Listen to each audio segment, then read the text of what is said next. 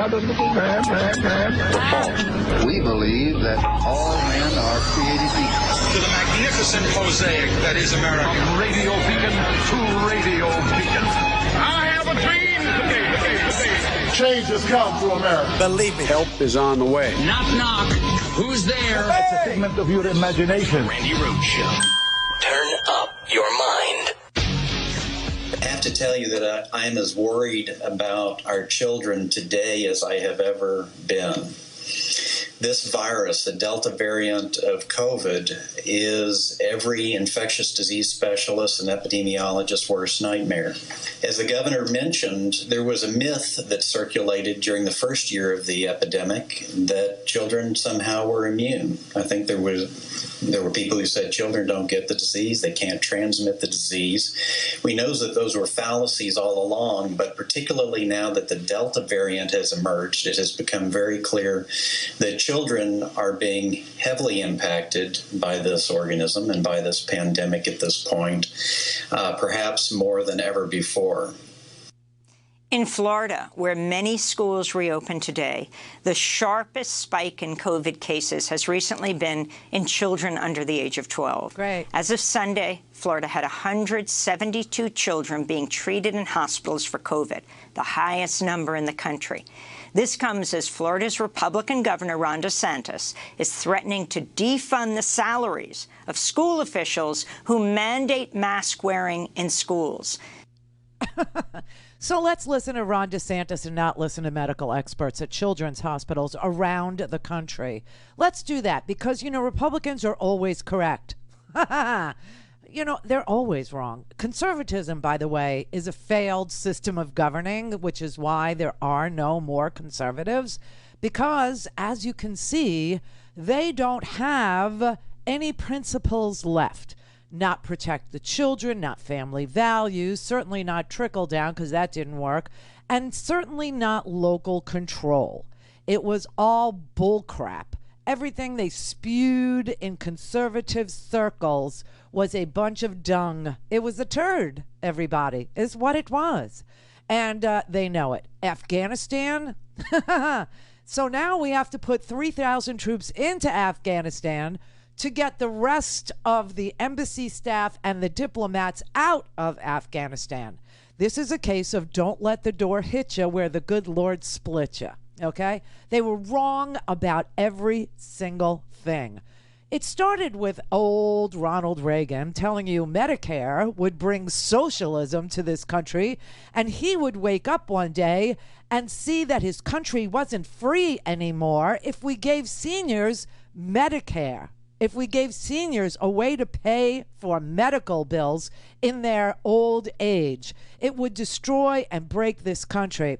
Ronald Reagan also told you it will trickle down.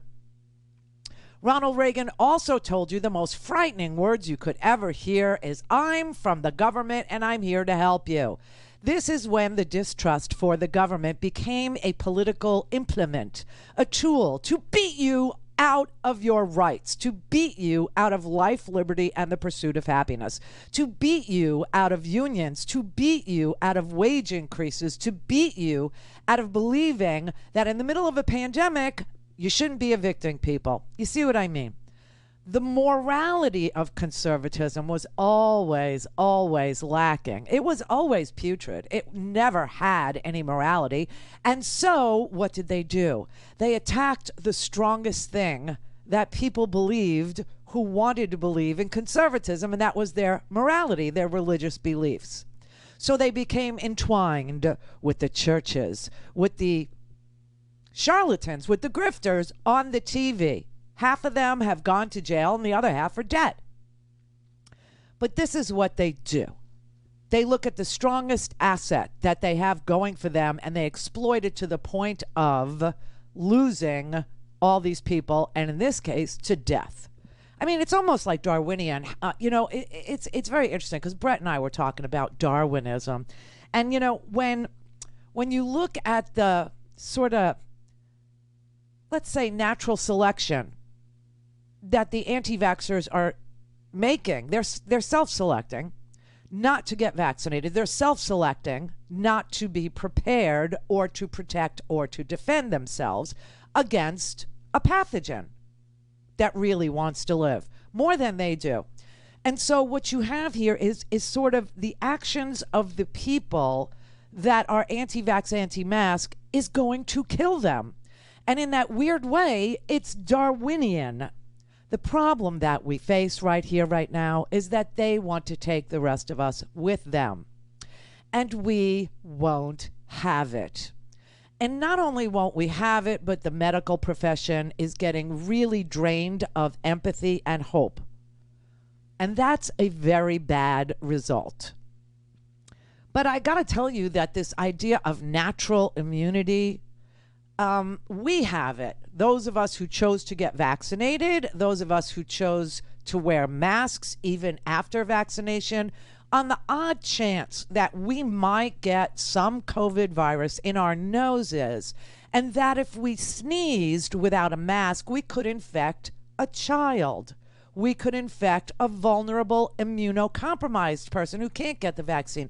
We could infect somebody who gets anaphylaxis and can't be vaccinated.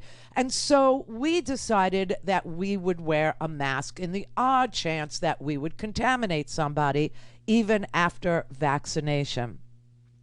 So you know what that proves? That proves that we have natural immunity to mental illness. Yes, those of us who took the vaccine, like we've taken so many other vaccines in our lives. Those of us who have been in the military have taken more vaccines than those who haven't, but those who went to school have taken many vaccines in their lives. From polio to measles to mumps to rubella, tetanus. Some of us took Zika. Some of us have had rabies shots, all mRNA, the rabies and the Zika. Just saying, not nuke technology at all. But those of us who have the natural immunity to mental illness will prove to be the fittest among us. And the others, the weak ones, the people who are naturally selecting themselves for death and illness, and long COVID, by the way, which will create some sort of fogginess as an addendum to the mental illness with which they currently suffer. You know, and you know it's, you know, because what's the definition of insanity? Doing the same thing over and over again and expecting a different result. This is my official explanation for what I consider to be insane. And these people are doing the same thing over and over again, expecting a different result. They are protesting and they are believing people who lie to them over and over again and expecting that one day these liars will one day get something right. Well, they've not gotten anything right. They've been wrong on the invasion of Afghanistan going way back 20 years ago. They were wrong on the invasion of an unarmed nation named Iraq going back 17 years ago. They were wrong on trickle-down economics going back to the 80s. They were wrong on wages going up naturally if you just competed hard enough. They were wrong that liberals wanted to defund the police. They were wrong about it. You know, did you see this little video clip?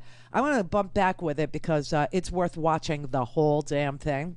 So here's what happened with the wrong ones, with the mentally ill. They stood up on the Senate floor, Tommy Tuberville.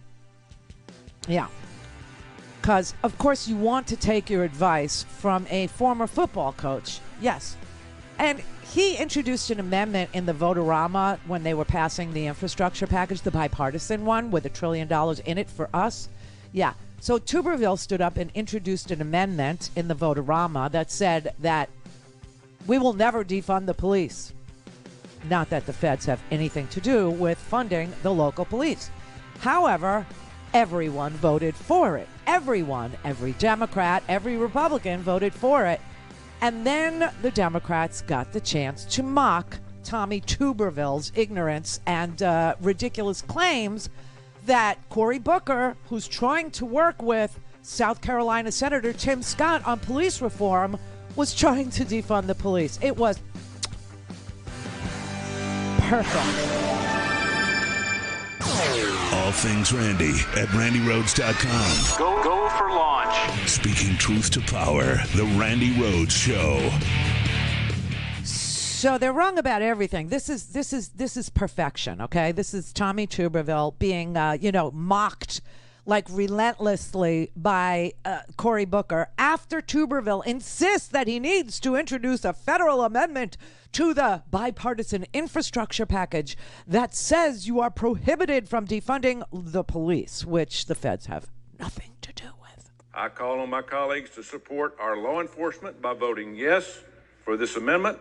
Opposing my amendment is a vote in support of defunding the police and against the men and women in blue. The gentleman's time has expired.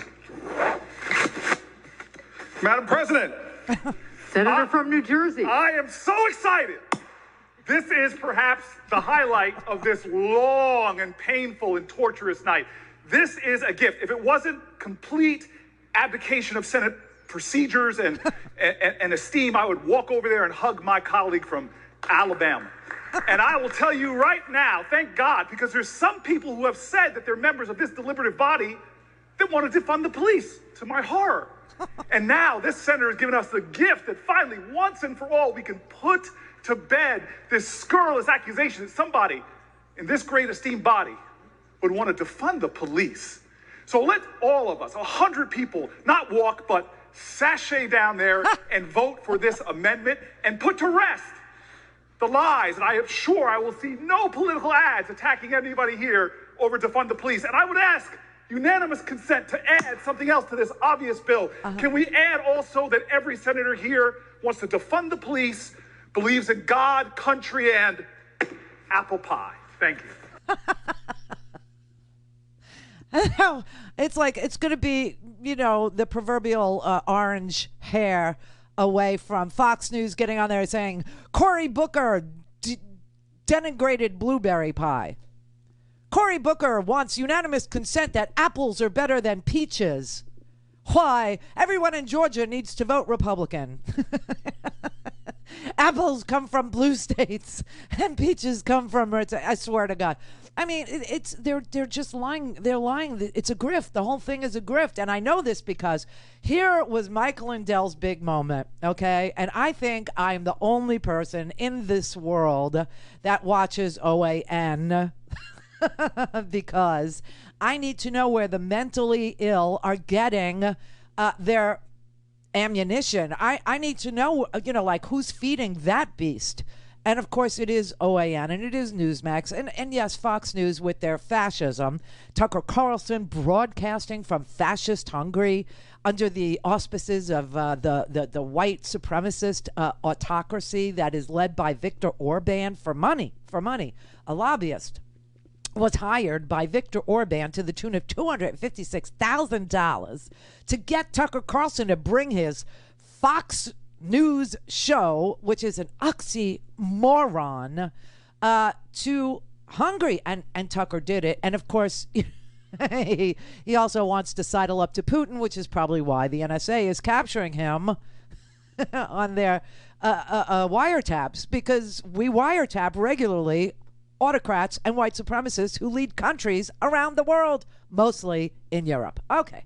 Anyway, so Mike Lindell had this 3-day Lollapalooza, emphasis on the loser. I mean, it was just so bizarre.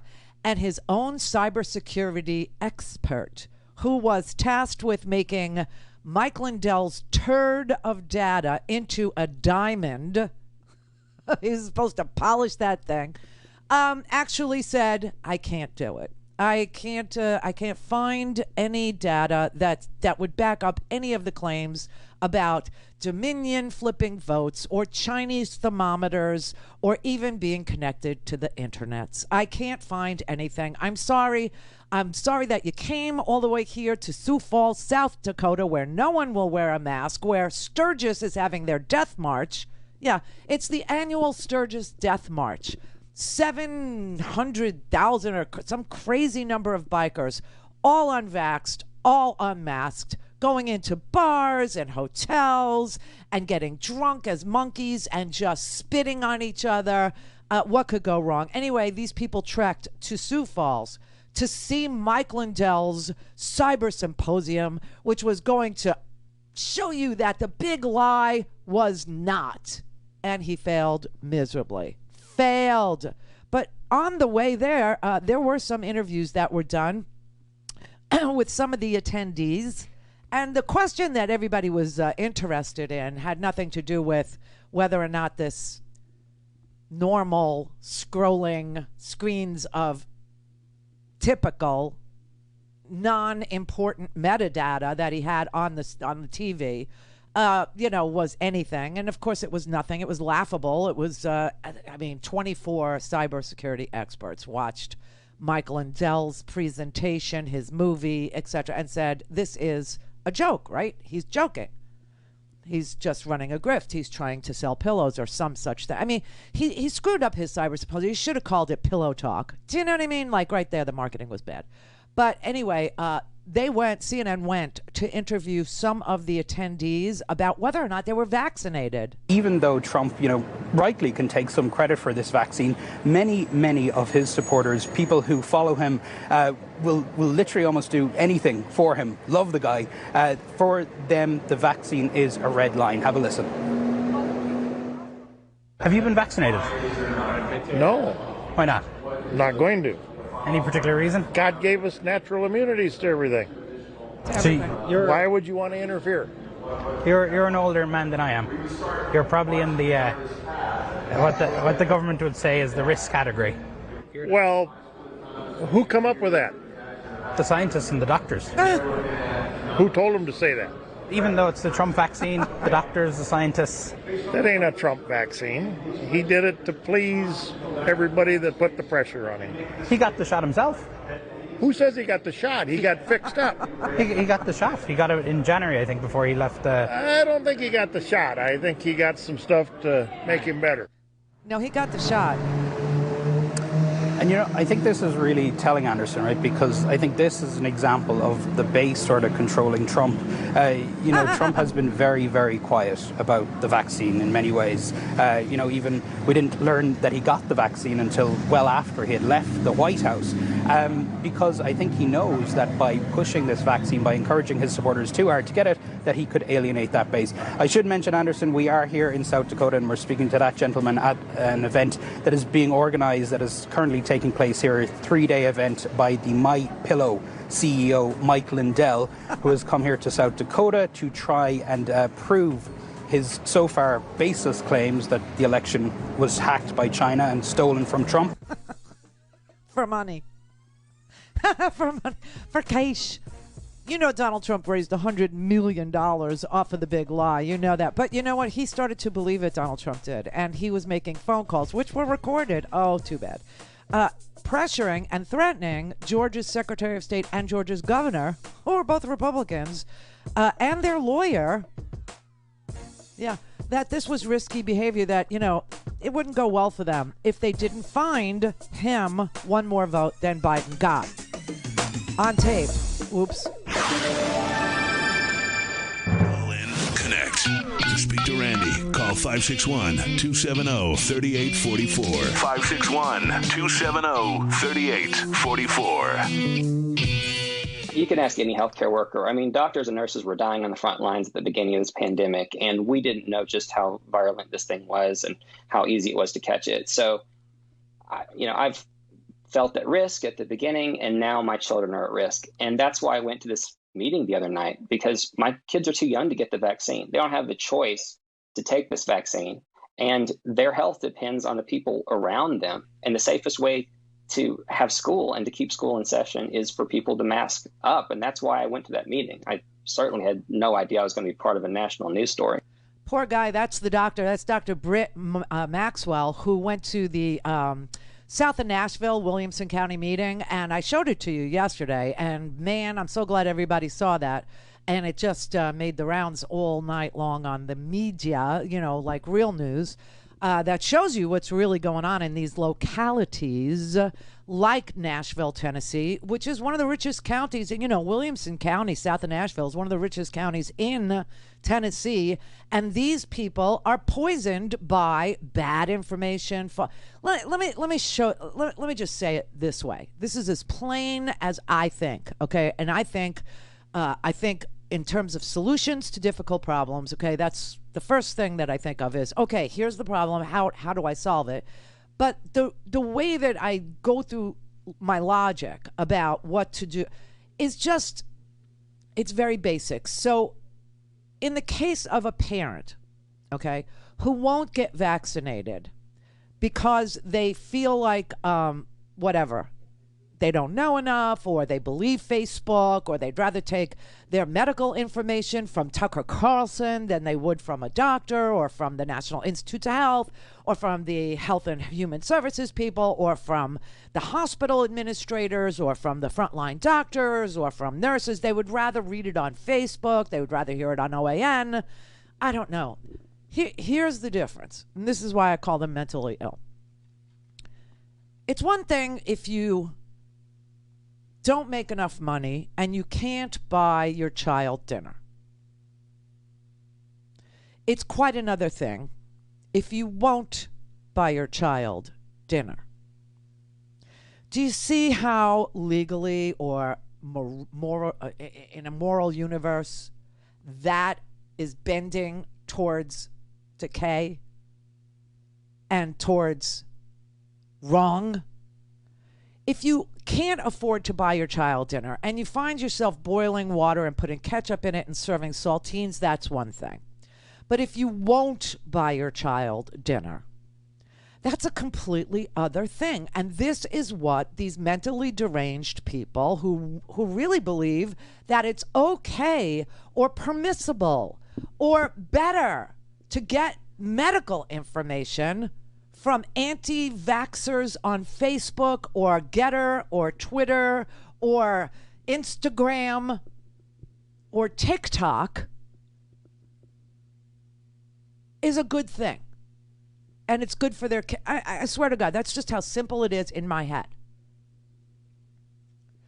But don't ever tell me you're pro-life ever again. And when I figured out that they weren't pro-life, and people who are constant clients of mine, people who have listened to us for however long it's been, 2004, I guess.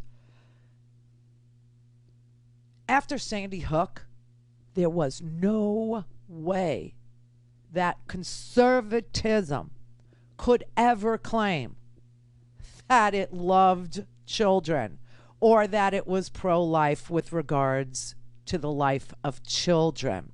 It was so clear that the fetal thing became the thing, that they became obsessed with a fetus and had absolutely no interest in the child. And that once you were born, you were on your own and you should pull yourself up from your booties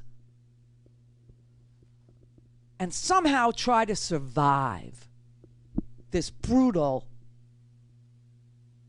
way of governing called conservatism.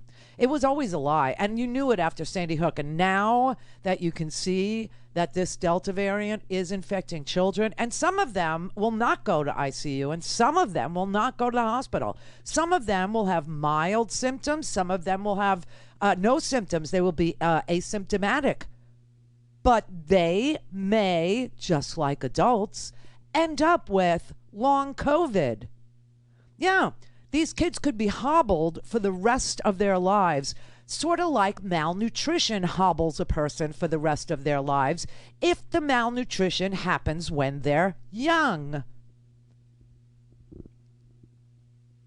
And that's what led me to understand that not being able to buy a nutritious dinner for your child is not the same as refusing to give your child a nutritious dinner, just because the point of it is the cruelty. That is the point of conservatism, the cruelty itself, which is why the adherents to it and the people who follow the Trump are very cruel. That's why they're very mean. That's why they're hostile. That's why they're angry all the time. Cruelty is the point. That's why they hit each other. That's why they beat police officers with Blue Lives Matter flags. Cruelty is the point of conservatism. It really is. And they tried to feed you that it was, some sort of Darwinism, that they could self-select themselves as superior beings to people like, liberals who went off their feelings. Remember, they were like preppers, okay? They were preppers. They were going to be the prepared ones.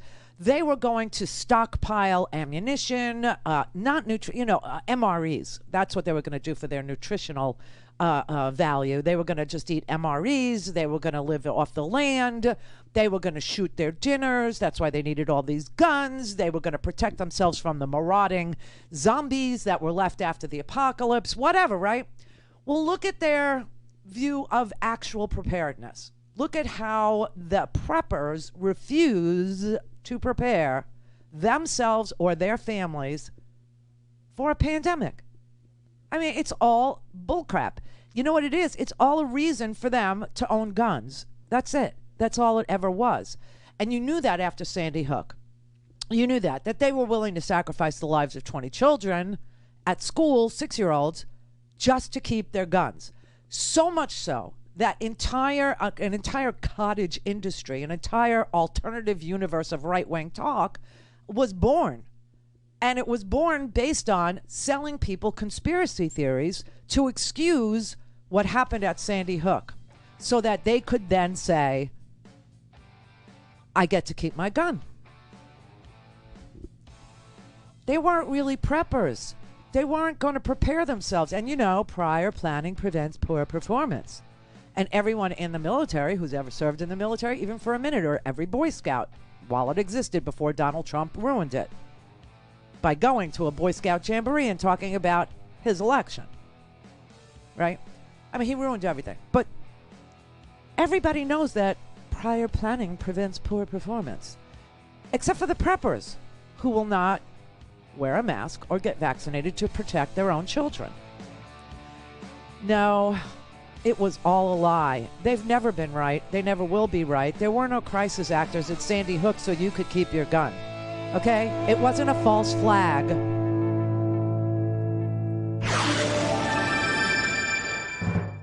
This is the Randi Rhodes Show. To speak with Randi, dial 561-270-3844. That's 561-270-3844. All right, 48 after. Let's talk to Cindy in Texas. This is Cindy in Texas. Hi. Hi there. So I wanted to talk about what you were saying about the Sturgis rally versus, the Lollapalooza concert. And you didn't bring up the border problem at all. 20% of people that are actually being tested, because a lot of them aren't 20% of them have COVID. And most of the people that are, the illegals that are coming across the border that are offered the vaccine are not taking it. And they're not being forced, of course. So what's your take on that, Randall? Randy. I'm sorry, Randall. I mean, Randy. Okay. So the Lollapalooza Chicago concert required proof of vaccination and a picture ID so that they could confirm that you were... A picture ID? No, that's another Oprah episode. Okay, so can I finish? Sure. Okay. So that's the difference between the Sturgis crowd and the Lollapalooza crowd in Chicago. They had to show proof of vaccination, okay? Okay. All right, so that's a point that you didn't know, but you need to know when you're talking. I don't think it matters. I mean, the people are on motorcycles and going to a bunch of different places. They weren't crowded. They're going to crowded in the same hotel room. Yes, they're going to bars and restaurants unmasked and in crowds. Yes, they are. And Lollapalooza required proof of vaccination. So right there, I show you something, and your mind just can't process facts, the information I just gave you. Why mind can't seem to process the other facts. What other facts? Why can't you ever talk about the process at the border? Because the why can't you be a fair? All right, let's talk about the border, shall we? Yes. Doesn't this happen every single year? Not like this. I grew up 40 miles from Mexico, and it has never been like this. What is it like? I know you probably don't know because on the mainstream media they don't show it. Tell me, what is it like? What do you imagine is going coming on? over here. There are so many people coming over here. They don't know what they're coming into. So let me ask you. Let me ask you. Are they being apprehended? No, they're being taken on buses and spread out through the country. Okay, so Cindy, that's not happening. Yes, it is happening. No, it's not happening. We have apprehended over 1 million people at the border since Joe. Yeah, they apprehend them and then they put them on the bus and they don't give them. They tell them eventually. Cindy, listen to me. No, I live here. You don't. I lived in El Paso. Okay, I understand Texas. So, and I also lived in San Antonio. So please don't, insinuate that I have no idea where you live or what you're going through. First of all, they are put on buses going back to not Mexico. Yes, they're going into Mexico, those buses. They're not going anywhere else. Not. Yes, they are.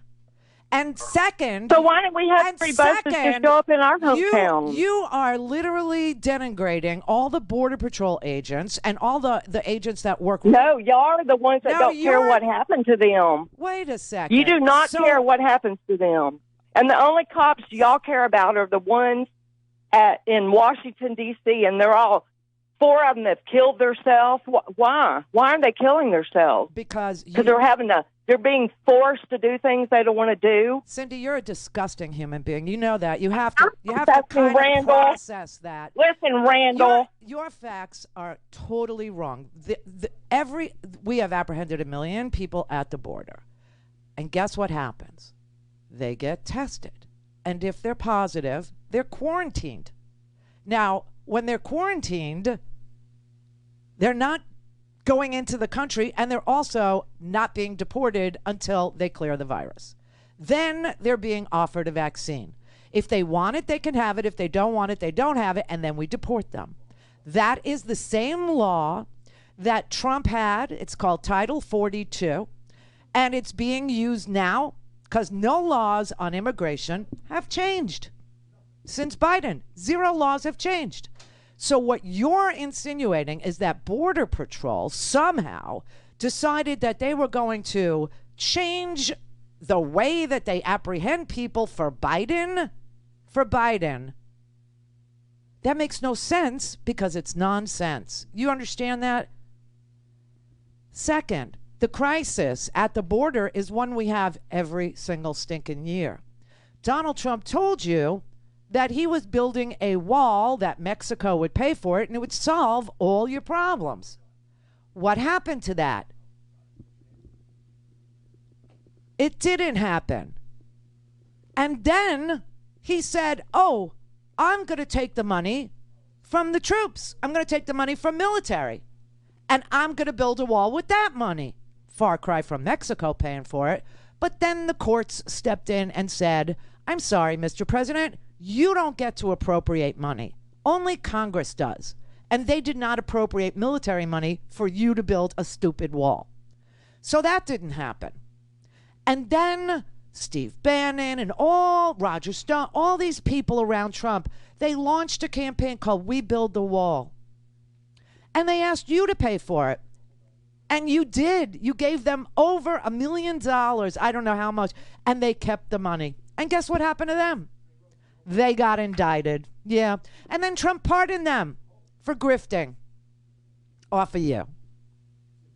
So unless and until you're serious about talking about what we did in Central America during the Iran-Contra illegal wars in Nicaragua and Honduras and El Salvador, that we literally went down there and illegally had wars, that Oliver North was laundering money, drug money, crack money, through Saudi Arabia, and money by selling tow missiles to the Iranians and laundering that money to fund illegal wars in Central America.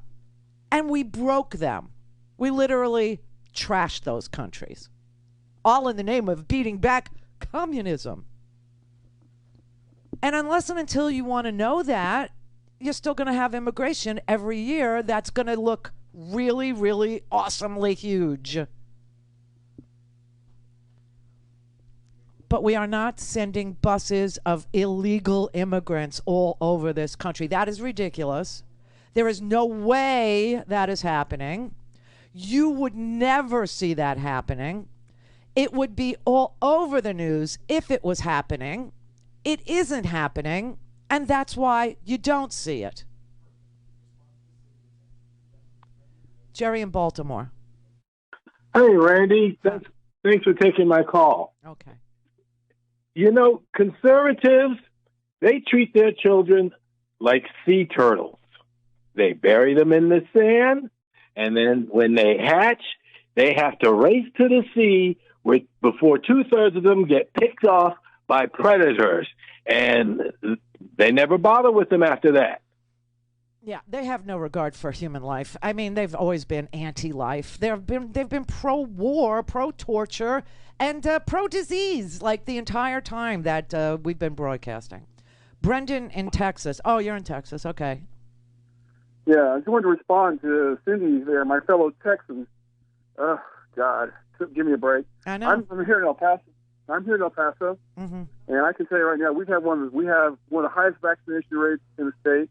Yeah. And we have one of the lowest infection rates in the state, right here in El Paso, Texas, right at the epicenter of all this illegal alien stuff. We have one of the lowest infection rates in the state. You can look this up. It's on epstrong.org. It's there. It's public information. She's never, Brendan, you know what? She's never going to process facts. She's just never going to do it. It's a mental illness. It's called cognitive dissonance. It actually has a name. And what it is that she needs to believe all the swill, all the horrible, hateful stuff about America. She needs to believe that America sucks. She needs to believe that America can't do anything about its borders, that America can't do anything about a pandemic, that Joe Biden doesn't care about the pandemic. He's releasing hordes of Central Americans into, the interior of this country, unvaccinated, to perpetuate a virus. I mean, she really has to believe that because she has imbibed so much, trust the plan, QAnon crap. I mean, the woman is so disinformed and misinformed on purpose. She's literally choosing this. She's obviously never seen or been to a Sturgis rally. Saying that they're not near each other, they're all distance away. I don't think she's ever gone to a motorcycle rally. I used to go to Laconia, New Hampshire back in the day. Okay, that was a motorcycle rally. But and yes, we were horrible. We were rowdy. We were nasty. We terrorized other people because we were young and stupid and drunk. And some were on crack and meth. But oh my God. Donate. Mary had a little man. We believe that all men are created equal. To the magnificent mosaic that is America. From radio beacon to radio beacon. I have a dream. Change has come to America. Believe it. Help is on the way. Knock, knock. Who's there? It's a figment of your imagination. Randi Rhodes Show. Turn up your mind. At my hospital, we're seeing otherwise healthy people in their 30s and 40s getting sick, and the case counts are going up exponentially, and some are dying. And we have to do everything we can to protect the whole community, and that means the people in this room that don't agree with me and their kids in the classrooms. If we don't do this, we're going to have school shutdowns and quarantines and needless tragedies, and I don't want that for my community. Again, a majority of parents in the country do support masks, but a vocal and in some cases angry minority do not. And after this Tennessee meeting we just showed you there, some of that minority became threatening and harassed people wearing masks as they left.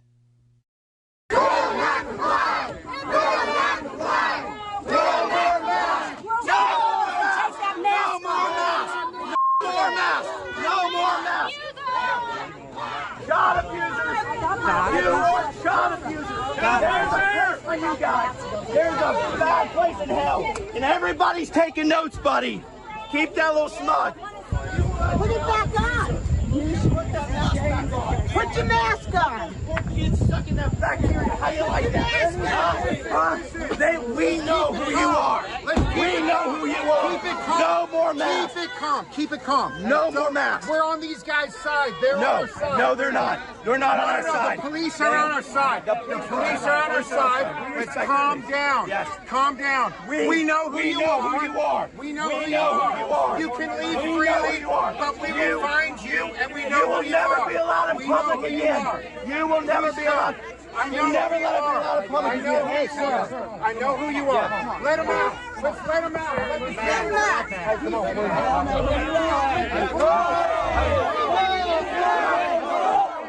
Whoa, you better watch out. You better watch out. You better watch out. Keep it calm. Everybody back up. Please. Everybody back up. Back up. Back up. I'm back, man. I'm on your side. Back up. I'm a parent. Give me a lane. Watch out. Peace. You're good. Peace. Let him in peace. Peace. Be easy. Everyone. Peace. Peace. Peace. Let them leave in peace, but we know who you are. You know who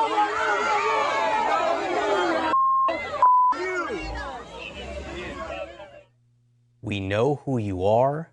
We will find you. God abuser.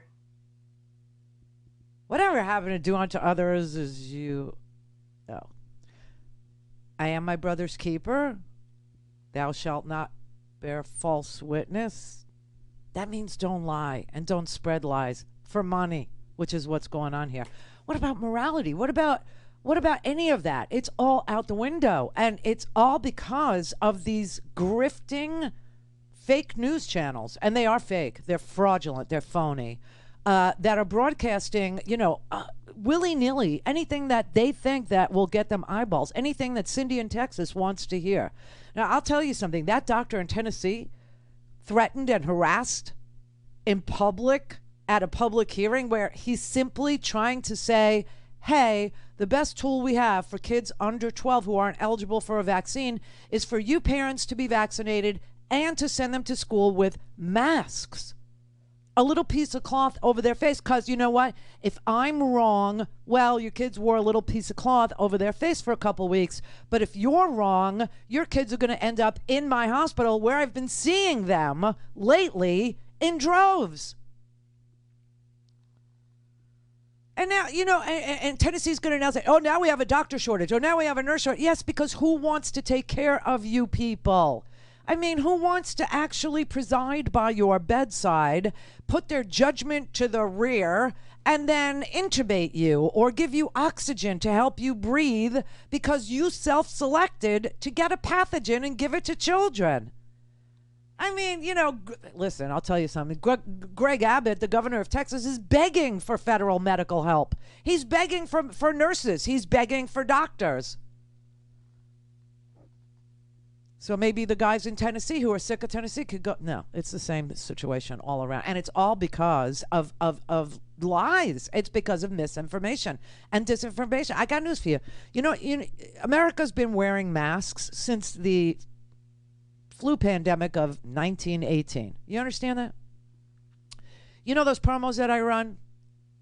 I don't know. You won't see them on Free Speech TV, but you will see them on my YouTube channel, and you will see them on other platforms that I'm on if you have video.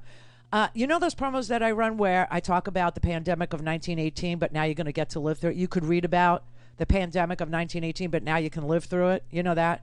So if you look at the pictures that I show you, they're archival photos of people wearing masks back in the last century, to prevent the spread of the pandemic of 1918, the Spanish flu, which was American. It wasn't Spanish anyway, just like the China flu isn't Chinese.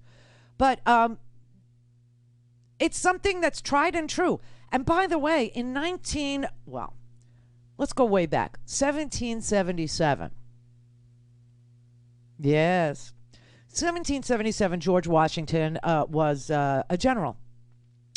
And in order to keep readiness in the military in the face of a smallpox epidemic, George Washington mandated that every military man, and yes, they were all men back then, that every military man have a smallpox vaccine mandated it.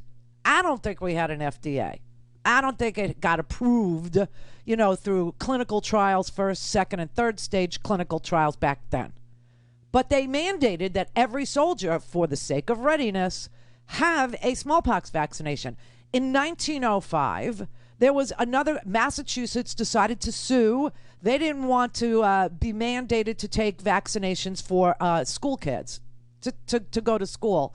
They lost in the Supreme Court of the United States that said that an epidemic was something that Americans get to self-defend against. And that if people required vaccinations for the greater good, then that's what should happen. 1905. 1922, another Supreme Court case about vaccinations, upheld mandating vaccinations. I don't think we had, third stage clinical trials back then. I could be wrong. Doctors will tell me if we did in 1922 or 1905. But honest to God, this mental illness that I think 86% of Democrats or people who identify as non-Republicans, you could be an independent, I'm an independent, are vaccinated. This madness is contagious, as contagious as COVID. But now that it's affecting children, you would think maybe people would smarten up and say, you know what, I don't trust the plan. You know what, QAnon is pretty much a rehash of the reptilian people conspiracy theory. There was a guy, I think he was from Texas. I could be wrong. He could be from California. I have to look him up. I didn't put it in the homework, but this article just chilled me to my bones. It was just too horrific. And it was just one incident. So I didn't think we would, put it in the homework today. But there's a man who believed in all this QAnon nonsense, who believed in the serpentine DNA conspiracy theory, which is a rehash of the reptilian people. Okay? Remember the Bush family was supposed to be reptilian, and they were cold-blooded creatures. The Queen as well. The Queen's a reptile. Right, the Queen's a reptile. Anyway, they've rehashed it to the serpentine DNA conspiracy, and they talk about it in the QAnon circles. This man believed that his children, a 10-month-old and I think a 1.5-year-old, had the serpentine DNA, and he took them to Mexico and murdered them. And in the courtroom, the judge said, he said he pled guilty because he had to. He had to kill his children because they had the serpentine DNA. And they would grow up to be monsters. He also believes that COVID is a conspiracy, too.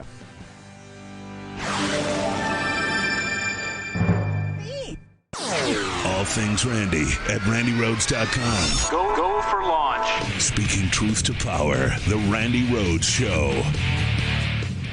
All right, Frank in Texas. Hi, Randy. Hey, Frank.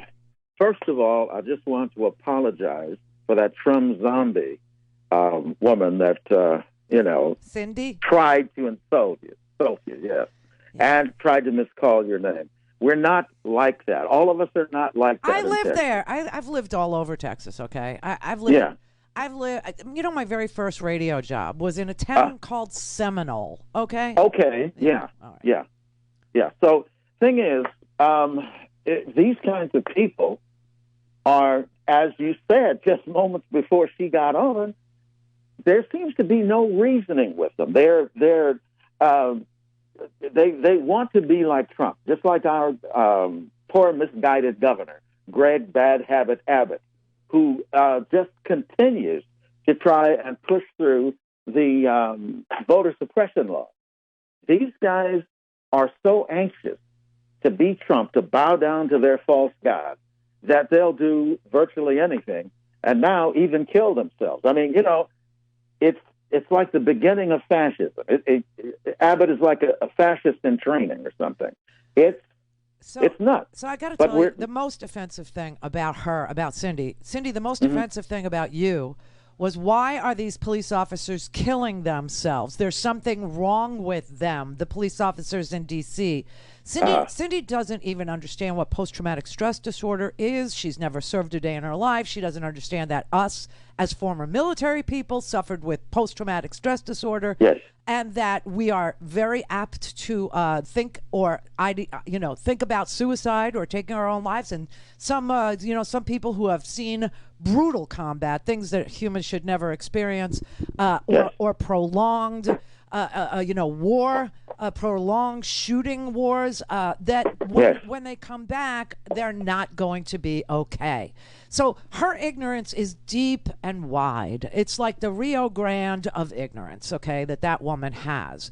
But the fact that she goes right to cruelty, to meanness, to trying to trigger somebody, is a mental illness, and it's been fostered by the orange one. It's been fostered, by a man who really wanted to sell to America that the only way he could lose is through cheating, election rigging, and now that he's lost, he's insisting it happened when it didn't, so that he can take away her right to vote. You guys in Texas, you live in the 44th out of 50 hardest states to vote. So true, right? True. I'm an election. I do elections. In other words, I've been an election clerk, and on occasion, I've been an election judge. And just the way they do it here, because I did the same thing in California when I lived there. The way they do it here is just a little different to me. But it's an insult to poll workers all over Texas that all of a sudden you have to put together laws to make it easier to vote and harder to cheat. It's a lie. I mean, just like Trump. My nickname for him is the Lion But King. here's the reason for it. Okay, number one, it's very profitable. People are making enormous sums of money. Ron DeSantis, Greg Abbott, they all have to run again.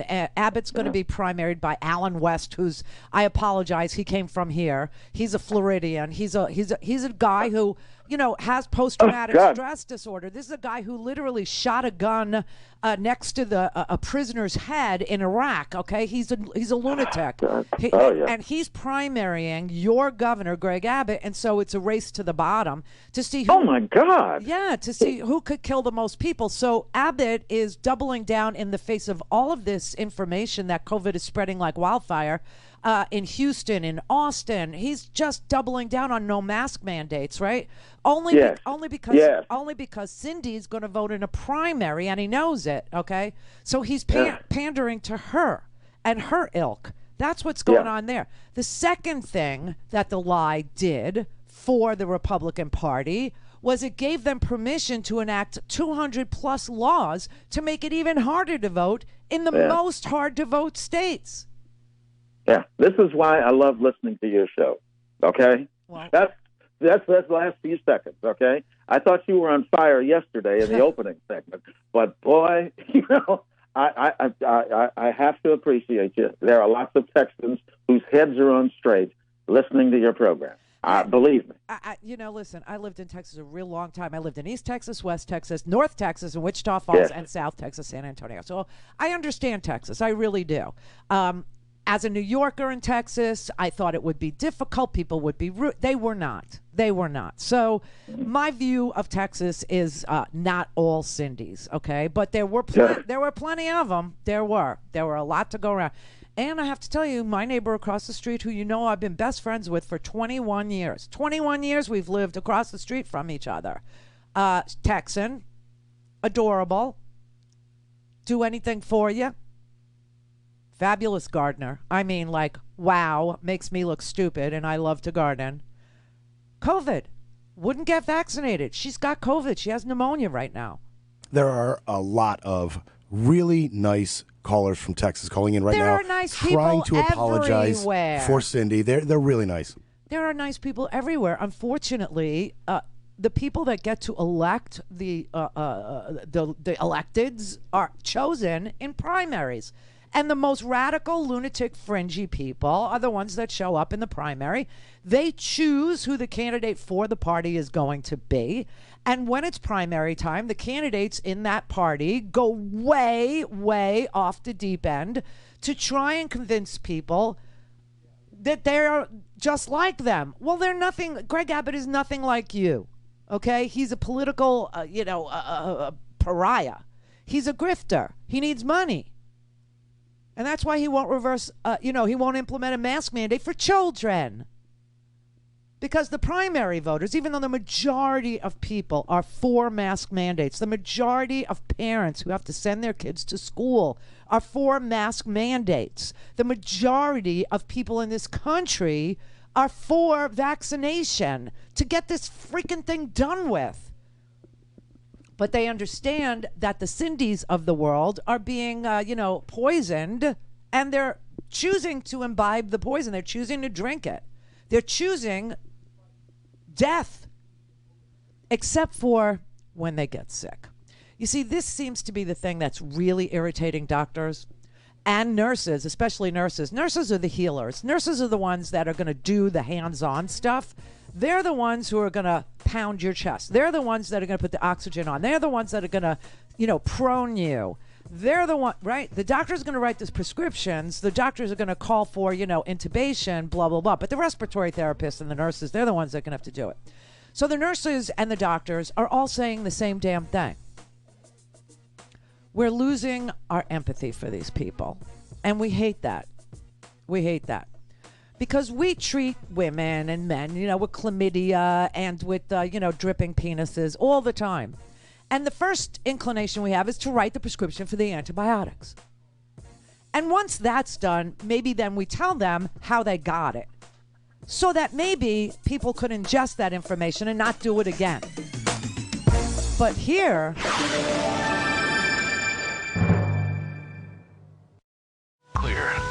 Call in, connect. To speak to Randi, call 561-270-3844. 561-270-3844. There are often family members who want to talk to us, and one of the most difficult things is discussing end of life and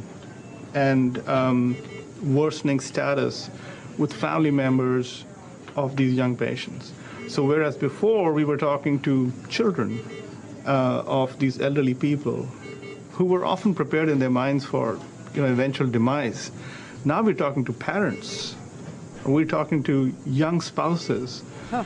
And then they tell us that this patient has a 10-year-old or a 15-year-old, and it breaks our hearts. When you start talking about end of life with people like this, and in this age group, it's very difficult. It's very difficult. And the reactions we get are, some people are just dumbstruck, some people are angry. It just varies. And then, of course, we have to go and take care of these patients at the bedside. Dr. Baral was putting a chest tube in one patient, and then she's going to go to the next bed and put a chest tube in another patient. So you're basically going from one room to another, and at the same time you're getting calls from the ER about more people rolling in. So it's just constant. I wish our governor would step up and say very clearly how important the vaccines are. I think that everyone, in every way they can, should come out and say it so that people can be encouraged to go and get vaccinated. Because otherwise, until it hits you, you don't realize what it means. When your own loved one is dying, that's when it means something. I mean, this is so pathetic and sad and so preventable. And if people would prepare by taking a vaccine, this would be over. But oh no, oh hell no, you got an apocalypse. You've got an apocalyptic group of zombies out there who are literally trusting the plan and believing that their children have serpentine DNA and they must die, or believing that somehow Q is going to protect them from a pandemic. Meanwhile, you have governors in this country who are like having a comorbidity in your state because they won't mandate mask wearing. Masks. They want. That's a bridge too far because they'll lose their primary. And every day they watch the money just come rushing in. $20 here and $27 there, $50 there from people that want to hear that mask mandates are an affront on your freedom. Well, the Supreme Court disagrees with you. George Washington disagrees with you. The Supreme Court in 1905 disagreed with you. In 1922, they disagreed with you. The entire population of the United States of America during the Spanish flu disagrees with you. You are on your own. Now, if you want to crawl into a hole and die, no one can stop you. No one. But do not take me or any child with you and somehow claim that you're morally superior to me. It's bizarre. And you know something, these false, conspiracy. This goes back. You want a modern history? You remember fluoride? You remember when they put fluoride in our water to protect our teeth? Because we don't have dental insurance in this country. So they fluoridated the water to help, build strong teeth and bones. And people literally believe fluoride was a government plot to do something. Well, the original fluoride generation is like in their 80s and 90s now. I think you were wrong about that. I think you were. And now we have children. Doctor, could you talk about also the issue of long COVID in children? There have been reports that many children are suffering from lingering physical, mental, and neurological symptoms as a result of sometimes an infection that is very mild or asymptomatic. Sounds delicious. Absolutely. That is one of the greatest concerns, I would say, for pediatricians, and frankly should be one of the greatest concerns for parents across the country right now. There is a condition, as many people have heard, called long COVID. It was originally identified in adults, mostly because adults were getting tested. From day one, children have been under-tested in this country.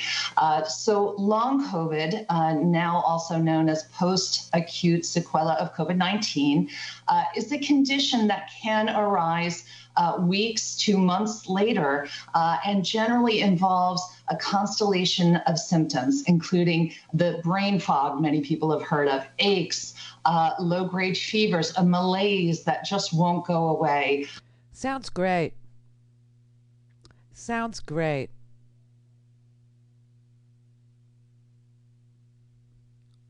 Let's expose our kids to a long, achy life of complete brain fog and malaise. Let's do that. They called you a traitor, and you've been treating COVID patients for 16 months, including one I understand this week of, a 53-year-old unvaccinated man.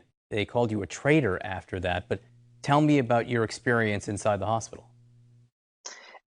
So this is a new phase of the pandemic. It is something totally new. What we're seeing now, it truly is, as they say, a pandemic of the unvaccinated. And what we're seeing is patients that are skewing younger, 30s, 40s, 50s, people that in some cases, like I said, have no pre-existing medical conditions and have no business being as sick as they are, but they're coming in very sick. And when they do, the vast majority of them didn't receive the vaccine. And at that moment, look, statistics don't lie. Most of the people that are getting sick are unvaccinated. And at the bedside, when you have a new patient that's sick and they're going to require life support, and you know that they got this illness because they didn't take this free, readily available vaccine, then it's easy for your empathy to falter. But the fact is that once you see them, these are just people that can't breathe and they're scared and they're looking to you for help. And they got the wrong information, or they thought their fertility might be affected, or they thought they'd have a side effect, or it wasn't effective, or my goodness, there's a microchip in it, or something along those lines. And it's impossible to fight that kind of disinformation sometimes. Great. So let's have the doctors, see, this is the hypocrisy of it all, right? So what you have here are a bunch of people who don't trust doctors. They trust OAN. They trust Newsmax. They trust Tucker Carlson. They trust Sean Hannity. Why? I have no earthly idea. They trust right-wing radio talk show hosts who are dying in droves because they're anti-vaxxers. Okay, so they would rather hear what they want to hear, not what they need to hear, because what they need to hear means they have to do something. and they don't want to do anything like get a vaccine. They just can't be bothered with it. And if the kids get infected, oh, well, I want my gun. I don't want my vax, right? They're very clear about children can die. They've been clear about it since Sandy Hook. Just know that. But when they get sick or they get shot, guess who they run to? Right. The same doctors that put out health warnings about the prevalence of guns is I'm having to take bullets out of 2-year-olds, and now I have to do something about keeping a 2-year-old breathing after you infected them with COVID. Because you didn't want to do anything. Because you're a God-fearing Christian woman in Texas who believes all the crap that you saw on the TV. I watched it on TV.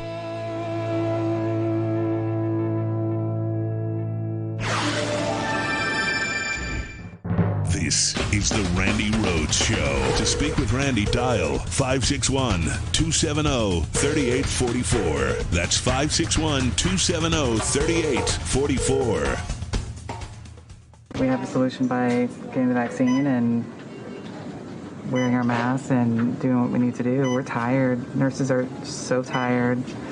It's getting to the point where we need help. We've been helping as much as we can, and we need help from, our community. I respect everybody's choice to get vaccinated or not, but when it comes down to it, it's going to just continue to get worse, and it's going to get to the point where it affects our kids. We are. That's my biggest fear, is that it's going to keep mutating, and we could have done everything in our power to stop it and, eradicate diseases just like vaccines are supposed to do. And if it keeps going like this, then it can get to a point where it hurts our kids. And we already have, kids on vents in different parts of the state. And if, we won't be able to say that we did everything to protect our children. I know people that would take a bullet for their kid, that it can be as easy as taking a shot. So, as a nurse, it does wear on you to feel like it's not coming to an end anytime soon. You would take a bullet for your kid, but you won't take a shot. That's amazing. What a nice, succinct, brief thought. That's the same thought that I had with the difference between I can't give my kid a nutritious dinner because I don't make a whole lot of money and I'm out of money, and I won't feed my kid. I would take a bullet for my kid, but I won't take a shot that prevents a virus, like a flu shot or like a tetanus shot or a chickenpox vaccine or a measles vaccine or a smallpox vaccine or a TB vaccine. It makes no sense. And that's why people have to realize that they're being brainwashed for, I'll just say, craps and giggles, okay? And money. It's just a giant grift. It's just a giant fundraising plot, scheme, marketing campaign, whatever you want to call it. That's all this is about, is Republicans making money so that they can run for re-election. That's it. That's the whole game. Unfreaking believable. And you have lunatics out there that, okay, they're willing to die. What are you going to do? What are you going to do? But they want to take you with them. They want to take your children with them. That's where they don't get the right to do that. Okay, that's where the law comes in. That's where the line is. There's a big, bright line between my body, my choice, and my fetus isn't going to do anything to you, whether I keep it or not. It can't, it won't, it doesn't have the power. Or my body, my choice, there's a pandemic circulating. And I don't want to be tested, and I don't want to wear a mask, and I don't want to get a vaccine, so F you. Are you kidding me? Are you out of your freaking mind? They're putting up kids' field hospitals. A children's field hospital is being built in Mississippi. 4 kids on ventilators, 10 kids that are boarding in the emergency room waiting for hospital beds. As he said there at the end, more healthy children getting hospitalized because of sickness with COVID than they've ever dealt with before. I mean, the contingency planning they're doing here in real time and explaining to the press in Mississippi is stark stuff. I mean, this is end-of-the-line stuff. They're hoping they may be able to put older teenagers into the field hospital they're putting up right now in the parking garage for the University of Mississippi Medical Center. They're hoping they can maybe have the federal disaster teams that are coming in to staff that hospital in the garage. They're hoping maybe they can also treat older kids, even though it's not designed as a pediatric unit, because they've got so many kids hospitalized that they need space to put littler kids in hospital beds, actually inside the hospital. Otherwise, they're out of space in all hospitals in the states, including for little kids who are sick enough now with COVID to be in the ICU and to be on ventilators. Okay, just on the off chance that some lunatic people out there don't care about kids, but isn't that the whole purpose that you join QAnon, to protect children? It just doesn't.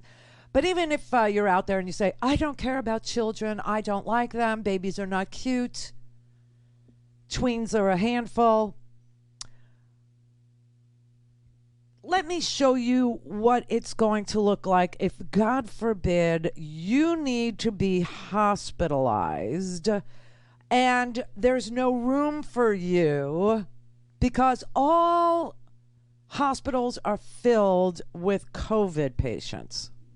Hey folks, how you doing? I just got a quick question about this whole COVID, not getting vaccinated and running to the fucking hospital once you get the virus fucking deal, because this is out of fucking control, all right? And I'm gonna give you a quick story on why I think it's out of fucking control. Last week I had to bring my wife into the hospital. She has stage 4 breast cancer. She was dealing with some symptoms, and I had to bring her in to get some fluid drained. She was having some pain, blah, blah, blah. She was in there for 2 days. On the 3rd day, she honestly should have stayed one more day, maybe 2 more days, okay? But on the 3rd day, instead of draining her fluid and what they wanted to do, they told us that she had to be discharged because they had no room left in the hospital because of COVID. Here's my question. Why 99% of everybody that's in the hospital with COVID right now is unvaccinated, okay? If you really fucking believe that COVID's not real, and you really believe that it's not a big deal, and you really believe that you don't need to get the vaccine, that is your fucking right. Okay? I'm not going to argue with you about that. What I am going to argue about is you running to the fucking hospital once you get the virus. If you don't trust the medical field to prevent you from getting it, why do you trust them to cure you from it? I think I've said. Why do you run to the fucking hospital? If you really believe that COVID's not a big deal and it's not this, that, the other, and you don't get the vaccine because stick to your fucking guns and keep your motherfucking ass at home. Stop running to the hospital, putting everybody else at fucking risk, and in turn, the collateral damages. People like my wife who actually need medical fucking help for a chronic fucking disease get kicked out of the hospital because your dumb ass is too stupid to go get a fucking vaccine shot. Keep your ass at home. If you really believe COVID's not a big deal, prove it. Stick to your fucking guns, keep your ass at home, and fucking deal with it. You know, if there was any through line there, it would be stick to your guns and don't go to the doctors that you don't trust now when you get sick. Can I just say he was really exceptional at using the F word for effect. But I just wish I could hear some of the doctors, and I know they can't obviously, but I would love to hear some of the doctors and nurses say what he just said like he just said it.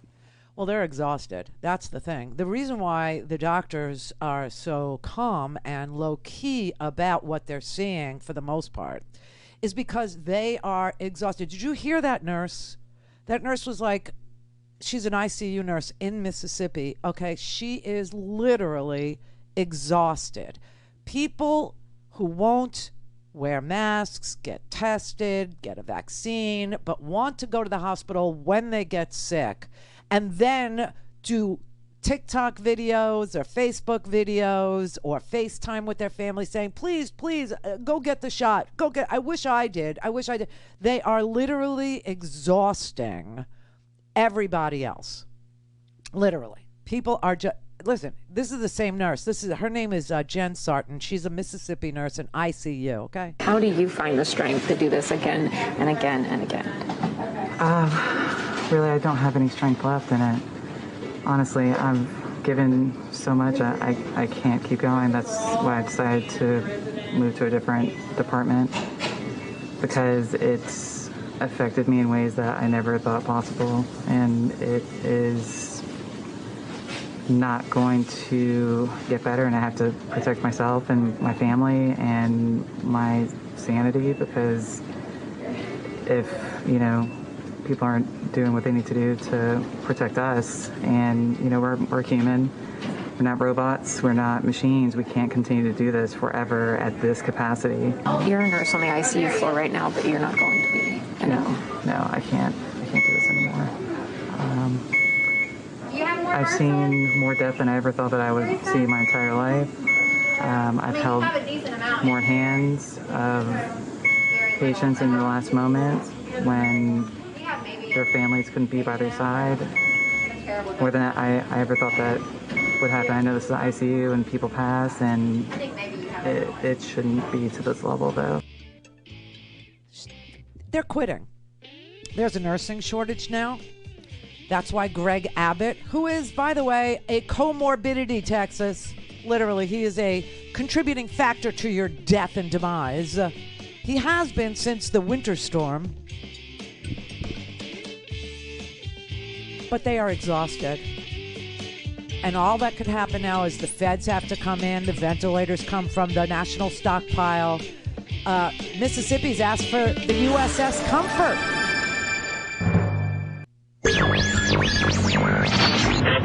Mary had a little man. The fall. We believe that all men are created equal. To the magnificent mosaic that is America. From radio beacon to radio beacon. I have a dream. Change has come to America. Believe me. Help is on the way. Knock, knock. Who's there? It's a figment of your imagination. Randi Rhodes Show. Turn up your mind. It's reinstatement day, you bastards. What I'm talking about, Steve, is what I have been doing since January 9th. All the evidence I have, everything is going to go before the Supreme Court, and the election of 2020 is going bye-bye. It was an attack by other country, communism coming in. I don't know what they're going to do with it after they pull it down, but it's hang on a second. Hold on. Donald Trump will be back in office in August. It's reinstatement day. Mike Lindell said August 13th, which was a Friday the 13th, which is perfect, for the sequel to Trump 1, sort of like Freddy or, any of the Jason, Michael Myers, it was going to be a sequel to the first horror show of a Trump presidency.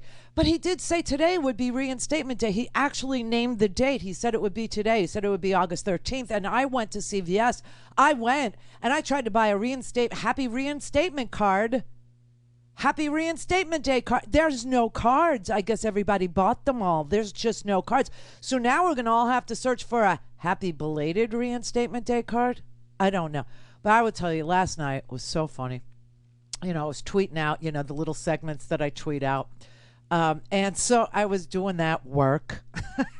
And, I'm very lucky. I get followed by some super really smart, unbelievably funny, intelligent. Some of them are actual prolific writers like Anne Lamott. I don't know if you've ever read any of Anne Lamott's work, but Anne Lamott is a prolific writer of, I can't tell you how many books. I really, honest to God, do not know the answer to how many books Anne Lamott has written. But some are fiction, some are nonfiction, some are on faith, some are novels, whatever. Anyway, Anne is incredible. She's amazing. And so last night she tweeted out, "I'm so excited that Trump is going to be reinstated tomorrow. Wow, I really didn't think that would happen. So I think I'll celebrate tonight at Target." All this stuff I never let myself buy, like the gallon jar of cheese balls and individual packets of nail polish remover. I'm going for it. So I tweeted back at her. I said, I'm going to blow it all on the decorative aluminum Lively Kraken knick-knack and possibly go for the pet stroller. And she writes me back, Oh, Randi, I love you. I've been listening for so long, blah, blah, blah. She said, why don't we just get together? We could buy some compression socks, a new lipstick, and eat all the chocolate. Like, there are people out there that are literally sad. They are saddened. They are hurt. They are just discombobulated. They are, just looking there that you can't spell conservative without con. And now they know it because the con has ended. It just snapped, okay? It has gone as far as it could go, and now it's snapped. There's nothing left to the big lie, except for the voter suppression efforts. Except for that. I mean, this is just so unbelievable how Mike Lindell literally named the day that we would have. And I kept telling him, I tried to tell him. We all did. We all tried to tell him because nobody knows if Mike Lindell is just grifting or if Mike Lindell believes this swill or if Mike Lindell wanted to have a symposium so he could run, 66% off my pillows if you dial in now. We don't know what his deal is. All we know is he's an ex-crackhead, and I hope it's ex. Please stop typing. He's an ex-crackhead, and I hope it's an ex. And he just insists that the election was stolen and that the Supreme Court will somehow insert itself, even though they're not in session, and they will rule 9-0. Stop. No, it's not you. It's him. That Donald Trump won. I mean, he just kept insisting. Here he is actually naming the date. By the time the morning of August 13th, it'll be the talk of the world going, hurry up. Let's get this election pulled down. Let's right the right. Let's get these communists out, that have taken over. And you'll see, when I say that, and they'll say, well, what's going to happen to all the people that were involved? I don't know. Right now, the biggest concern is getting this election pulled down. Donald Trump won. I mean, it's pretty simple. Okay, and there were many down-ticket senators, too, that they did, too, and stuff. You'll find all that out. Do you have reinstatement day off? Do you? Because Mike Lindell does. His symposium has ended. And it ended with a page of gibberish, actual gibberish. That's what he disclosed to his hundreds of thousands of people watched this thing. I swear to God they did. This is what's so frightening, is that there are people in this country, hundreds of thousands of them, that watch Mike Lindell's grift, that watch that symposium, that watch that fraud, that watch that deceit, that watch that deception. And they were hanging on every word as if they understood anything that was scrolling on their screen. And what was scrolling on their screen, in case you don't know, was gibberish. It really was. And, computer scientists have looked at it. There are many articles today, if you care to read them, about how it was gibberish. And now the psychological masters of the universe are trying to figure out, did he believe this? Was he flattered because Trump asked him to take a look at this? Did he understand any more than most people understand, the Journal of American Medicine or the recommendations from the American Pediatric Association? Do they understand what they were looking at? Were they just flattered that he asked them to look at it with him? I mean, no one knows what the motivation was, but I will tell you what the result was. The result was violence. The result was violence, and there's this massive overlap in the Venn diagram of people who won't get vaccinated. There's a giant overlap of those people and the people who believed Mike Lindell was onto something and stared at the gibberish. And those people are literally dangerous. Those people caused violence in this country. Those people actually engaged in insurrection. Those people literally beat police officers with flagpoles and hockey sticks and crutches. They tased them. They traumatized them. They said these police officers have told you that in their entire careers they had never been engaged in hand-to-hand combat like that. It looked like something out of a medieval a tunnel episode of, what's the winter is coming thing? Game of Thrones. Yes, Game of Thrones. And that Donald Trump was tweeting the logo to Game of Thrones, and The Godfather. I mean, it's just so sick. And so that's what all this lying has led to. And now it's leading to death. It's literally killing people. It's literally taking the lives of ordinary human beings who somehow want to believe America sucks. They need to believe that America's being run by a group of baby blood drinking pedophiles who have serpent DNA. And they believe it so hard that they will kill their children, not just physically by taking them to Mexico like that guy from Santa Barbara yesterday that we were talking about, but also through disease. They will actually allow their children to get diseased, to be hobbled, to suffer, maybe die from a completely preventable disease. Now, I will tell you that school started here 2 days ago. Mississippi started school last week. You have an entire school district in Mississippi that is under quarantine. Florida has at least 500 kids under quarantine. We've already seen the deaths of teachers and staff workers at schools here in Palm Beach County, let alone Broward County and Miami, also very huge counties. And our governor, who is a comorbidity, meaning he contributes to our dying from this preventable disease, is now pledging that what he's going to do is not mask people, What he's going to do is set up mobile Regeneron infusion centers. All things Randi at RandiRhodes.com. Go for launch. Speaking truth to power, the Randi Rhodes Show. It was a curious news conference held by Governor Ron DeSantis. He didn't say a word about the huge increase in cases in the state or the spike in hospitalizations. Instead, he talked exclusively about a treatment regimen the State Department of Health is going to start providing through mobile clinics dispensing monoclonal antibodies and the drug Regeneron. Now, if that sounds familiar, it's because that is the treatment former President Trump got when he came down with COVID. If you're vaccinated or unvaccinated, if you're in those high-risk groups, you can still do the monoclonal antibody. The only issue I think that doctors would tell you is if you're not vaccinated, high risk, you come in, you get infected, come in and get it, absolutely. You get the treatment. You have to ask the physician at what point in the future, if you do want to get vaccinated, do you have to wait because there's antibodies and they want that to be able to clear. But that's really, at the end of the day, the only major thing that you need to look at. The governor is urging people at high risk, the elderly, the obese, people with diabetes, cancer, at the first indication of COVID to get the monoclonal antibodies and the shot of Regeneron. He says doing that early on will reduce the risk of hospitalization by 70%. And one other thing, at this news conference today, neither Governor DeSantis nor anyone in his entourage was wearing a mask. What does it cost to get Regeneron as a treatment? Just ask him.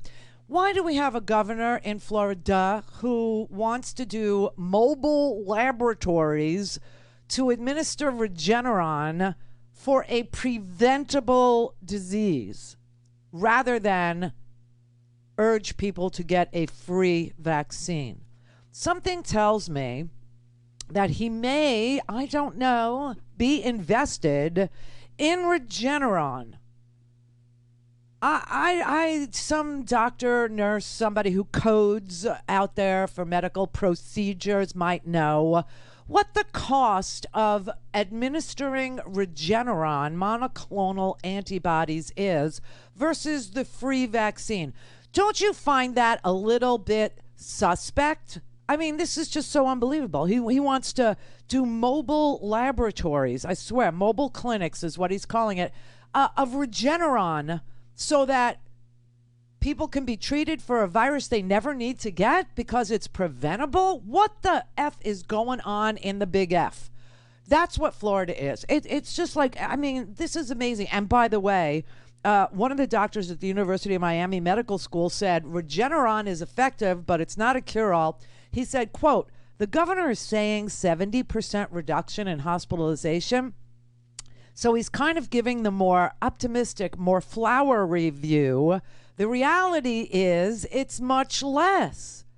So he's lying about its effectiveness for those who contract COVID, and that they should somehow go to one of these rolling laboratories and get a shot of Regeneron, but they won't get a shot of Pfizer or Johnson & Johnson or Moderna to prevent a virus that's preventable.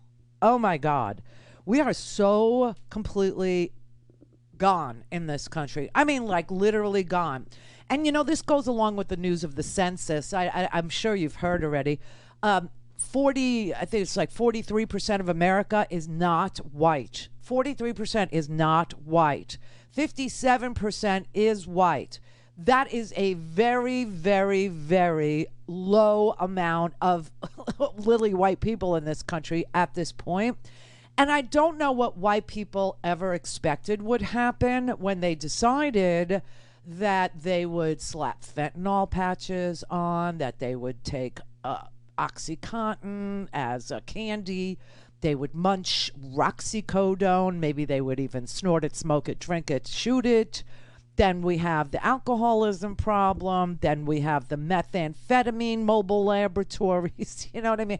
I mean, did you really think your penis was still going to work? Did you really think that you were going to be able to, survive? And now COVID's killing you. So for all these crazy white supremacists who feel that they're being replaced, you're committing suicide. Over and over and over, you are choosing the most unbelievable path towards your own destruction over and over and over again. And then you're going to sit there and rail against the melanin content of the remaining people. How twisted a country have we become? How incredibly lunatic fringy are we? I don't know why people thought that they could do whatever they wanted to do, including shoot each other, including, drinking and mixing it with, Oxy or rock, and expecting us to come get them with Narcan, right? We're the ones that have to come get you. We're the ones that have to revive you. We're the ones that have to do that thing. And then you're going to be shocked and dismayed when you find out that you won't take responsibility for your own health, even when it's a preventable virus. And over 600,000 of you have died in a year. And all of a sudden, you're going to wake up to the fact that you're a dying breed. Of course, you're a dying breed. You have abused yourselves. I personally can't wait. I can't wait. I'm just so done with it. I really am. This whole entire COVID thing, the exhausting nature of people, the way that you can present them with simply explained facts, and then they just move on to the next thing, and then the next thing, and then the next distraction, and the next distraction, and then this thing, and then what about that thing, and what about Obama? Do you know what I mean? I mean, a man who hasn't been president for like almost 10 years. What about him? You know, it's never ending, and it's exhausting. And people are getting really tired of risking their lives for you here in this here country. And I tell you, when you look at Mississippi, you look at Alabama, you look at Louisiana, you look at what their medical 800 doctors, I just want you to know this, 800 physicians, 800 of them wrote a letter to the governor of Florida, wrote a letter to Ron DeSantis saying, cut the crap already. Protect your freaking people. Your job is to see to the general welfare of the people. It's the oath you took. It's why you're an executive in the state of Florida. It's why you're the top executive, and you refuse. You shirk your duty. You literally won't do your job. People are dying, and we're telling you they don't need to. We're telling you, stick a mask on these kids. We're telling you, if they don't want to get a vaccine or they're ineligible to get a vaccine, like the below 12s, the numbers of kids between 12 and 17 in this state is so low. It's so low. It's like between 12 and 17. It's like 12%. And they're eligible. It's their parents. They won't do it. And now they want to send their kids to school without a mask. Then the kids are going home. And now you're seeing Households get infected. I mean, it's just so, it's an endless loop of death. And oh, by the way, Large Marge, she is really gigunda, okay? It's all that CrossFit stuff that she does. She's saying we all have to die sometime. What? Yeah, that's her cure. We all have to die sometime. Call in, connect. To speak to Randi, call 561-270-3844. 561-270-3844. Does Delta behave differently vis-a-vis kids than the kind of the previous iterations, which fortunately have a very minor impact, particularly on young kids? And the answer is, in terms of the hospitalization percentage, we've not seen any change in that in Florida. He's lying. Clearly, we're at the top of a wave here, so you're going to see more cases and infections diagnosed. It's also important to point out that of the COVID-positive patients in hospitals, about 25% on average are not being treated for COVID. In other words, everyone gets tested who goes in, and if you're positive and you have a different procedure, you should specify it as COVID positive patient because they want to isolate and make sure you're not spreading it. Pediatrics, depending on the hospital, it's typically between 20 and 40% pediatric COVID positive inpatients are incidentally COVID positive. In other words, they're there for a different reason. They get tested when they come in, and then they happen to test positive for that, but they're not being treated for COVID. He just lies. He's just lying. He's lying, and it's really deadly and it's really dangerous. Here you have in Tampa hundreds of kids who had to be sent home from an elementary school. 10 of its 63 staff members tested positive in a single day. Thursday morning, all Tampa schools, their case tracker showed 71 students and 198 employees had tested positive over the past month. In Pinellas County, 4 kids, 23 staff members got a positive test result. In Pasco County, which is, these are not major, 85 students, 28 staff members. Sarasota, 145 students, 39 employees. Citrus County, they have 16,000 total students. 6 employees are positive. 25 of the kids are positive. And, this man is just lying. He's just standing there lying, and he's offering treatment for a preventable disease as a way to fight the disease. It's so ass backwards. In Palm Beach County, this is where I am, okay? 500 students. School's been back since, Tuesday, I think. So Tuesday, Wednesday, Thursday, 3 days. School has been in session for 3 days here in Palm Beach County. Nearly 500 students have been quarantined because of COVID just 3 days into the school year. The superintendent of schools here in Palm Beach County made the announcement yesterday, right after DeSantis maintained that there will be no masking in schools and that the kids who have COVID, it's an incidental thing. They're in the hospital for other things. They're not being treated for COVID. And that's just not true. What is your greatest concern right now, and who do you blame for the crisis that you're already beginning to see unfold here? So our goal was to get our students back in person on our campuses. We truly believe, and research now shows, that the best place for them, both academically and socially, is to be in the classroom. And our goal is to keep kids in school. And what I'm concerned about is we've gone as far as we can within the state law to require face coverings for both our students and staff. So be direct, who do you blame? Well, I guess the governor's got to take responsibility for establishing the ground rules we're operating under. And this ability for families to opt out is leading to more cases, which is ultimately going to send more kids home and deprive them of that traditional classroom experience. So here's what happens, okay? The lunatic fringe opts their kids out of wearing a mask because Ron DeSantis has allowed that to happen. Okay, here's how many kids we have in our school district. We have 167,000 kids. 6,300 parents opted their kids out of having to wear a mask. And in just 2 days, we saw 500 cases of COVID in kids. 500 in 2 days. In 2 days. I mean, in Miami, it's worse. In a span of just 24 hours, 3 Broward County school teachers and a teacher's assistant have passed away due to COVID. This is leading to more teachers and other school leaders demanding masks be worn at schools.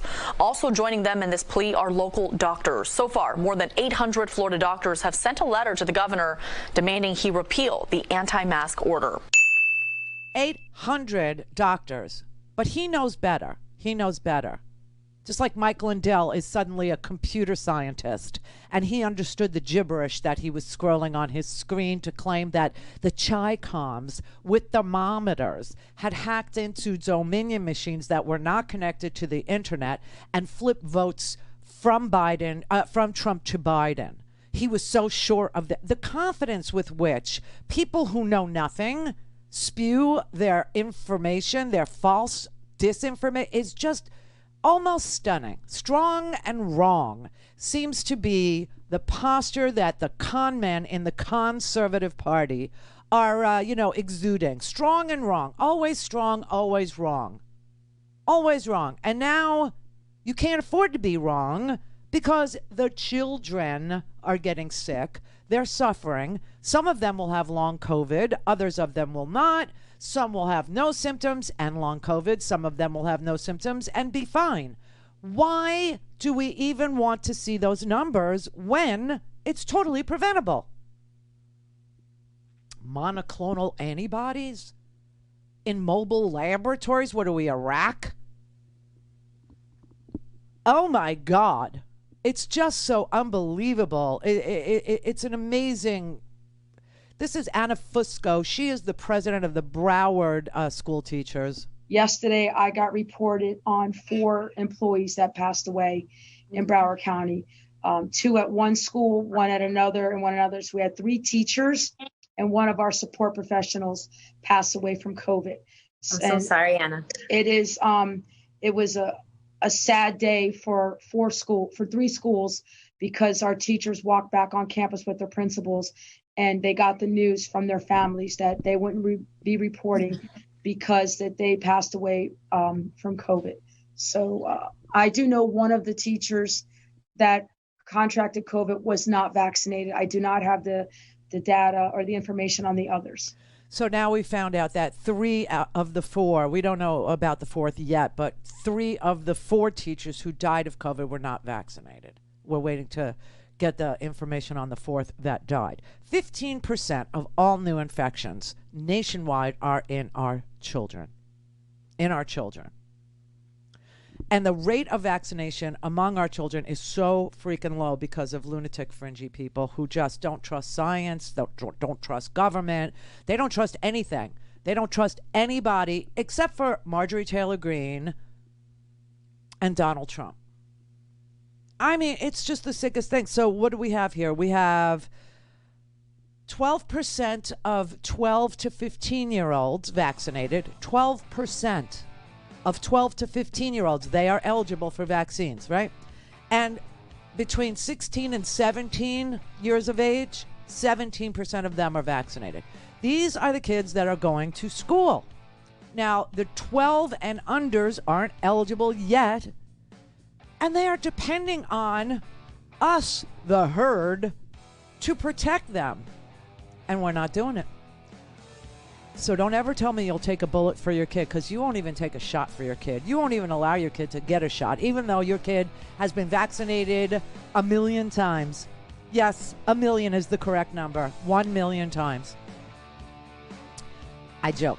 But your kid has gotten measles, mumps, diphtheria, tuberculosis, chickenpox, rubella, polio, on and on it goes. Somehow this one, oh no. This is the Randi Rhodes Show. To speak with Randi, dial 561-270-3844. That's 561-270-3844. The FDA giving the green light to booster shots, authorizing an extra dose for those with weakened immune systems. The qualifying group is small, about 3% of the U.S. adult population, but the CDC says they make up more than 40% of hospitalized breakthrough cases. But Dr. Fauci telling Craig yesterday, booster shots for other Americans may be coming. No vaccine, at least not within this category, is going to have an indefinite amount of protection. Inevitably, there will be a time when we'll have to give boosts. The news coming as the Delta surge is being felt on the front lines. A massive spike in COVID calls stretching San Antonio EMS too thin. Today, for 26 minutes, we had not one EMS unit available in the entire city. Oh my God. In hotspots like Memphis, the sudden rise threatening the city's 911 system. Now on pace for its busiest month ever. When you may call for an ambulance and we may not have one available. Now some cities taking new measures. New Orleans requiring proof of vaccination or a recent negative test at virtually all venues, including bars, restaurants, and nightclubs. Don't look for the loopholes. Look for your vaccination card and be prepared to show it. San Francisco going one step further, becoming the first city nationwide to mandate full vaccination for nearly all indoor activities. Meanwhile, the mask divide only deepening. In Florida, a mask-optional school facing consequences on day 2. So we finished the second day of school with 440 students in quarantine. Oh my God. Stemming from 51 cases of staff and students. Jesus. Mississippi, there is an entire school district under quarantine. They're not going to be able to go back to in-person learning in Mississippi because of the recalcitrance, the ignorance, the actual lax attitude of parents with regard to their children's health and safety. It is unbelievable that a disease has politics. I got news for you. SARS-CoV-2 Delta, it doesn't have politics. No, it doesn't give a damn about politics. It wants to live. And apparently, it wants to live more than you do. Therein lies the dilemma. Tom in Florida. Yeah, Randy, happy 13th. I don't know if you were aware that there is a shortage of the N95 mask, which there isn't. Called No, there's not. There isn't? No. I called every pharmacy, Walmart around, none of them have it. But here's the good news. If you can't find one, go to a paint store. They've carried them forever because I used to do some painting and body work, and we would always have the N95 mask. They have them. They're flying off the shelves again, but they're not scarce. There's no scarcity. So, I don't want you to give people an excuse not to go and. No, I'm just. Yeah. I have. There's no profit for me in this on the paint store. I'm just saying if you can't find one, which, like I said, I called all over northern part of Florida, and they were either out of them or they didn't know if they were going to get any more. But I called a couple of the paint stores, major, I'm not going to say their names, not an advertisement, and they carry them. They're a little pricey, but, Dr. Fauci was on something, CNN or whatever it was the other day. I saw it, and basically he said that, yes, and N95 is your best protection. Yeah, it is. It absolutely is. There's no question. N95 is the best protection. KN95 is the second best. The surgical masks are the third best, and a piece of cloth is the last best. So that's kind of the order. Conrad in California. Randy, I'm a first-time caller. Oh. Listen, you've teed me up perfectly when you were mentioning the new census numbers. Yeah. Now, I'll give you my preface first, and that's that we need to stop using the term majority, minority, because of all the fragile white people. We have we need to start using the word co-equal. I was having a beer with my friend. He's one of these fragile white guys. He'd had a few. He brought up the whole thing about, whites are going to be a minority in America, or there are less whites in the whole planet than there. Something like that. It was dying breed. And I looked at him and said, there are more whites on the planet than there ever have been before. And that rocked him up back. And then he says, what happens, here in this country when the whites are in the minority? then the people with a healthy skin tone will finally get to make decisions as co-equals. Yay! Yay! Yay! I know. So that's a way for it to, I think, to assuage the fragile white people about. I love that you call them fragile white people. Oh God! They are snowflakes, aren't they? They just they fall apart. They melt away. They just become just a bucket of water. Do you know what I mean? Yeah. It's so sad. It really is so sad. Yeah, I was born in Venezuela, and Caracas is just like New York. I came to the States when I was 7, and I mean, there's every kind of people you can imagine, you know. And I hear people talk about tribalism, and I'm like, what are you talking about? Yeah, no, it's not tribalism. I had this conversation. It's funny, you were having it with your friend. I was having a conversation like this last night with the Howard, and Howard was saying exactly what you're saying, but he said, they're so tribal, and I said they're not tribal, they're juvenile, they're babies.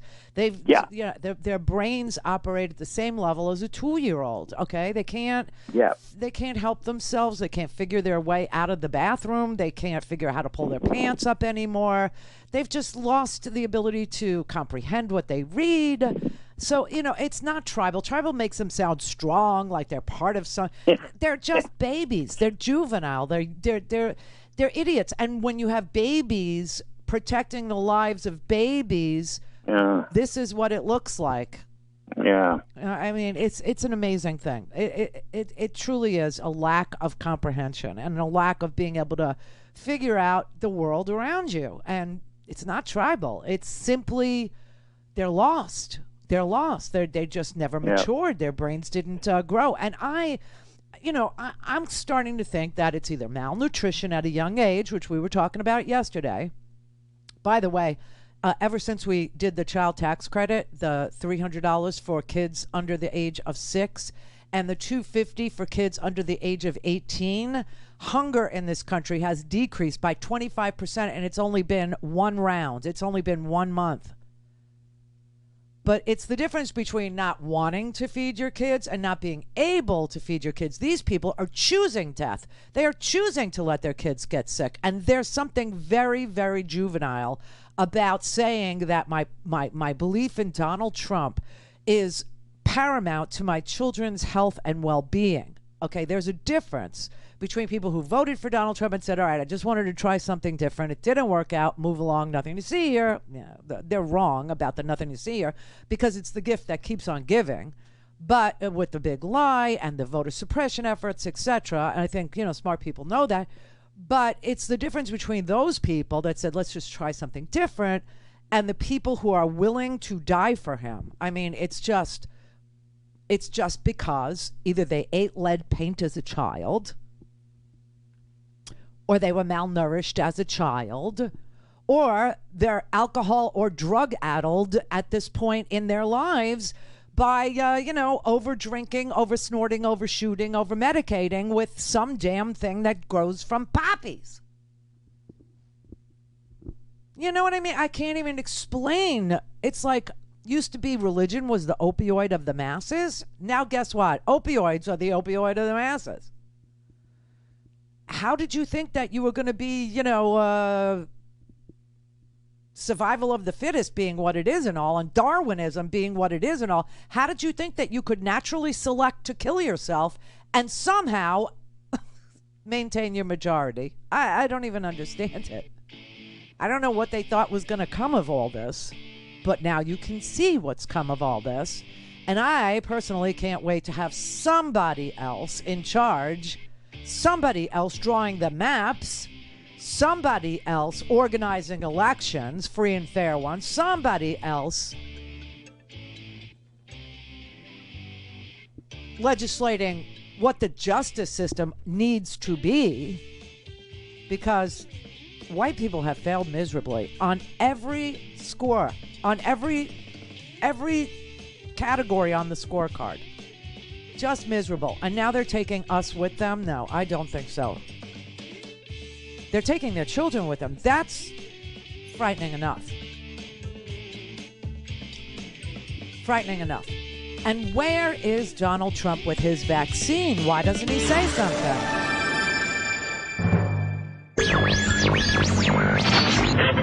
Mary had a little man. The false. We believe that all men are created equal. To the magnificent mosaic that is America. From radio beacon to radio beacon. I have a dream. Change has come to America. Believe me. Help is on the way. Knock, knock. Who's there? It's a figment of your imagination. Randi Rhodes Show. Turn up your mind. Well, when I woke up and saw Tennessee, my home state, trending, I thought to myself, because I knew that it wasn't going to be anything good. I didn't see that and think, oh, I bet we won a chicken award. Maybe somebody caught a really big fish somewhere. I know it wasn't a football team doing anything worth a damn. I wonder what it could have been. Oh, a bunch of rich, white, entitled troglodytes threatening the lives of people trying to protect their children at a school board meeting. Yeah, that sounds much more accurate. That makes sense. You know, I've been kind of thinking that Tennessee's time to shame where COVID was concerned had to be coming soon. All the shit with Florida and Texas is kind of how the southern states work. They just sort of take turns seeing who can be more embarrassing about an ostensibly simple subject. So I knew that this was coming, and it finally did. A bunch of mouth breathers in Franklin, which is one of the richest parts of Tennessee, I would point out. These are not my fellow trailer Americans here. These are people with big dumb houses and big dumb trucks that pull big dumb boats with big dumb flags on them. That's who these people are. Went ballistic at a school board meeting because the board enacted a mask mandate. And, you know, honestly, I knew I had to front load this video with jokes because I watch this I watch these people just frothing at the mouth, essentially saying, I'd rather my child die in a hospital bed than be a goddamn liberal queer. And I know that they mean it. And I just, as somebody from Tennessee who has children, and I have close friends with children in Tennessee, I've got nieces and nephews. I got a new nephew on the way in Tennessee in a couple months. I've watched these people do this shit, and I know that they mean it. And really what I mostly think is, y'all don't deserve the rest of us. You don't deserve this country and the freedoms that it affords you that you consistently fail to actually understand. You don't deserve these doctors and nurses and teachers and administrators who, despite everything, are trying their very hardest to protect you and your family from your own malicious stupidity. And really, the rest of us in the world at large would be better off if this virus was even more efficient at giving y'all specifically what you are so clearly asking for. I'm tired of this shit, man. To end on a somewhat hopeful note, apparently that school board got twice as many letters of encouragement from constituents about the mask mandate as it did from people like this. So they are in the minority, but we'd all be better off if they were an even smaller minority, right? Jesus, I love y'all. Thank you, Trey. Trey Crowder. Trey Crowder. Okay, so it's not just me, the New York liberal, that is saying numbers and things and, death tolls and, vaccination levels and, that 12 to 15-year-olds are not vaccinated even though they're eligible to be vaccinated because their parents are morons. No, it's actually rural Americans who see it too. It's actually Texans and Tennesseans and Alabamians and Mississippians. It's actually people in Arizona. It's actually happening. And here is what it takes, okay? This is what it takes for people to wake up and get vaccinated against a completely preventable virus. This news here: Alabama, Texas, Georgia, Florida, and Mississippi, their hospitals, our hospitals, are at 90% capacity. However, in Arkansas and Tennessee, there are 0 ICU beds. 0. Our hospitals in the southern tier of this here country are about to fail. And that is what this was all in preparation for, to prevent the failure of our hospitals. And now the burden has become too heavy because of these recalcitrant ignoramuses. Troglodyte's a good word. It's a very, very, very good word. But listen, we've been warned. We were warned yesterday. We were warned the day before yesterday. We were warned at the beginning of this pandemic. I can't tell you how many people came forward and tried to warn you that what would happen if too many people refused to take care of themselves, if too many people, this is before we had a vaccine, okay? They understood that if too many people would not wear a stupid mask, a stupid piece of paper over their face, okay? If they wouldn't do it to protect their communities, their community hospitals would fail. And that ice trucks would start showing up, okay? And that people would be backed up in parking lots, unable to get tended to when they shot each other or when they overdosed on the roxycodone or on the fentanyl patch or on the alcohol or on the combination thereof, okay? That we would not be able to help you. And that has happened. So now, and you got Large Marge over here saying, well, we all got to die someday. Once the vaccines are approved by the FDA, we are going to see the mandates for vaccines ramp up far more than they are right now.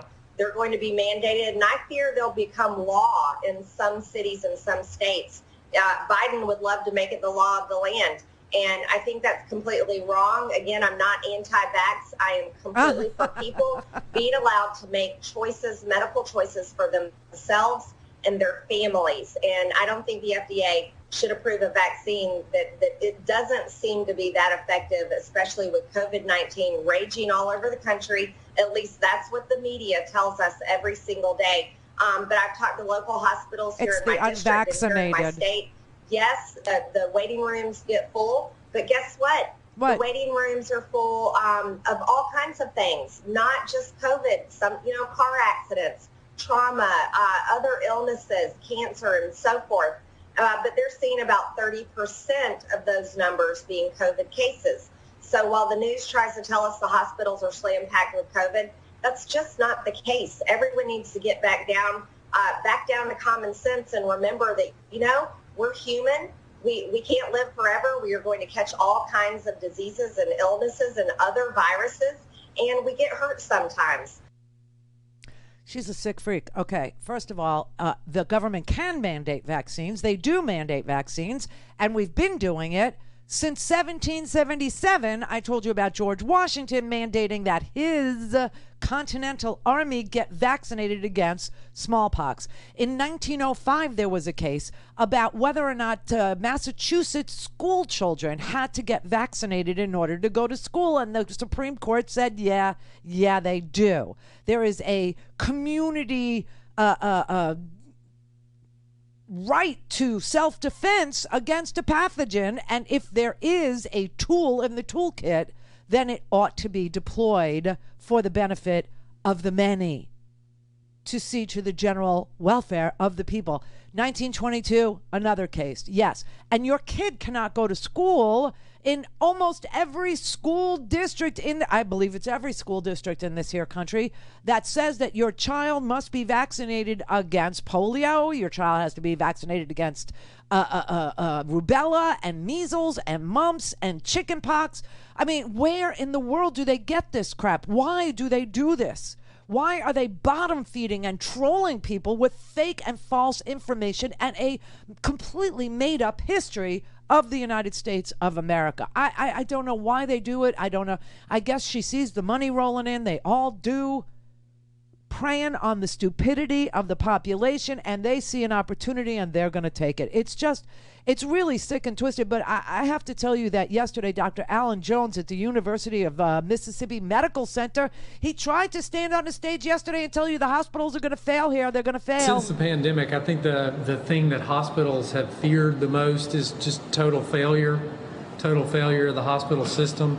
And if we track back a week or so, when we look at the case positivity rate, the number of new positives that we're seeing, the rate of the testing positives, and then the rate of hospitalizations based on what we are seeing, if we continue that trajectory within the next 5 to 7 to 10 days, I think we're going to see failure of the hospital system in Mississippi.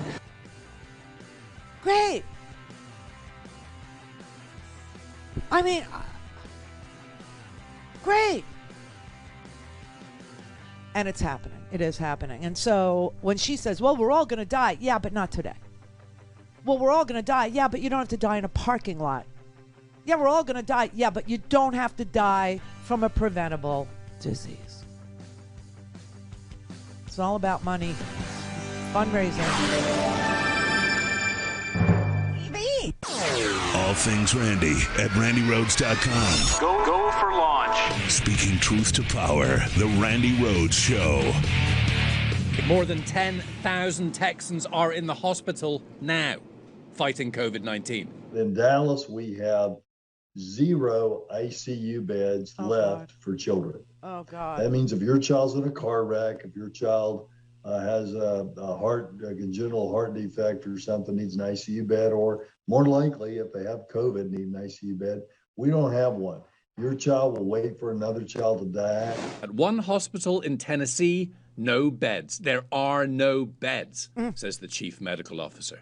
And in Memphis, There's times when you may call for an ambulance and we may not have one available. Oh, God. in these states, more than 90% of ICU beds are now occupied. The situation is worst in states where vaccination rates are lowest.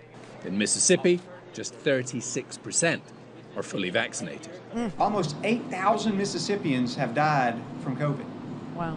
How many Mississippians have died from the vaccine? 0. In Arkansas, 38% fully vaccinated. It's been really touch and go. Kyle Buttram's baby is in the hospital with COVID. He's pleading. Get your vaccine so that another child doesn't have to do this and another family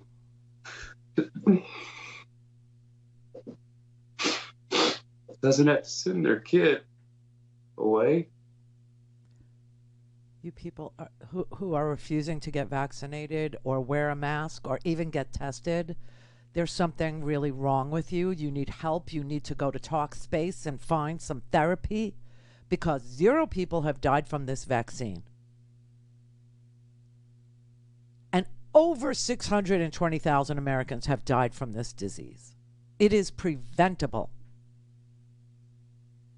Our hospitals are overwhelmed now, so that if my mother has a stroke, oh, well, too bad she dies in her apartment. You get into a car wreck this weekend in any of these states, Texas and Georgia, Florida, Mississippi, Arkansas, Tennessee. No room at the inn. What the hell is wrong with you? Diane in Arkansas. Yes. Hi. Randi, I have many points to talk about what's happening in Arkansas, but I'll make this brief. By the way, your show and the way you talk, you're preaching to the choir. My husband and I watch you almost every day. Your outrage is our outrage. What you're thinking is exactly what we're thinking. We just want to let you know that. Number one, they had a Arkansas school district in the western part of the state that opened. So far, 1,000 staff and students are in quarantine. We had a charter school open in Little Rock a week and a half ago. I'm not sure the number that's in quarantine already. I had a conversation yesterday with my local hospital and my doctor's clinic, because they're allowing people, employees that work there, to come to work, interact with patients, have not had their COVID vaccine. One of the lab employees in the hospital died of COVID. And I called both of them, and I said, I'm vaccinated. I do not want someone taking care of me that could give me COVID, even though I'm vaccinated. Now, how sick is that? Well, it is amazing that there are healthcare workers who are going into a hospital setting unvaccinated. I mean, that just blows your mind. But it tells you that this brainwashing thing is not just for the low IQ types. It's for the low information types. You could be, the former CEO of Overstock.com. You could be the CEO of MyPillow and still be brainwashed into believing some damn conspiracy theory. It is so virulent. It is so deadly. It is so widespread in this country. And think about this. We're in the middle of a major pandemic. In Arkansas, they just stated what the vaccination rate was. what happens during a pandemic when you put these people close together. The virus spreads, especially COVID. What could possibly go wrong? Duh. How dumb do you have to be? And children are filled up in ICU in the Children's Hospital in Little Rock as I speak. And some are going to die. Now, there are attorneys out there making mention of parents suing teachers and the school district and whoever else for endangering children. And I got one final point. I'm a substitute. I've been a substitute in the local school districts around Little Rock for 7 years. I got one thing to say. A dead child can't learn and can't make up the socialization for lack of school. That's all I have to say. Thank you, Diane. Thank you. I hear you. We all hear you. We all know that what you said, with the exception that it's not just dumb. It's not dumb. There are many smart people, educated people, highly educated people who are buying into these conspiracy theories. It's propaganda. And the reason why propaganda is so deadly, so dangerous, is because it works. And it works on very smart people, otherwise smart people. There is an emotional immaturity about some of these people who are very educated but who buy into these conspiracy theories. It's an emotional deficit.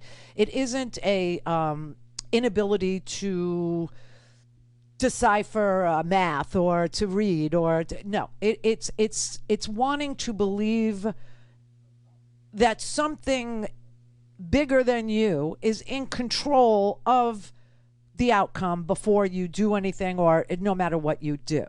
It's people who literally want to believe America sucks. That's basically the distillation of everything here, right? So you have people who want to believe that there are pedophiles somewhere in the universe, right? Somewhere in the located somewhere globally, someplace in America, could be in Europe, could be in China, could be whatever.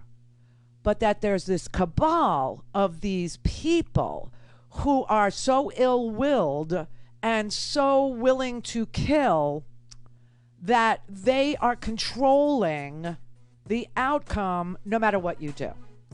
That's an emotional deficit, to want to believe that. To want to believe that not only is there a cabal of people, but that they're of a certain persuasion and you can assign them a persuasion in your mind, or that they're drinking the blood of children, or while children die on top of it, okay, for real. Or that they're pedophiles, or whatever you want to, characteristic you want to assign to this cabal that's doing it to you. That is an emotional deficit. It's not being smart or stupid. So that's the only issue I have with what you said. But yes, people are willing to let their children die. They're willing to let people in car accidents die, people with heart attacks and strokes die for their conspiracy.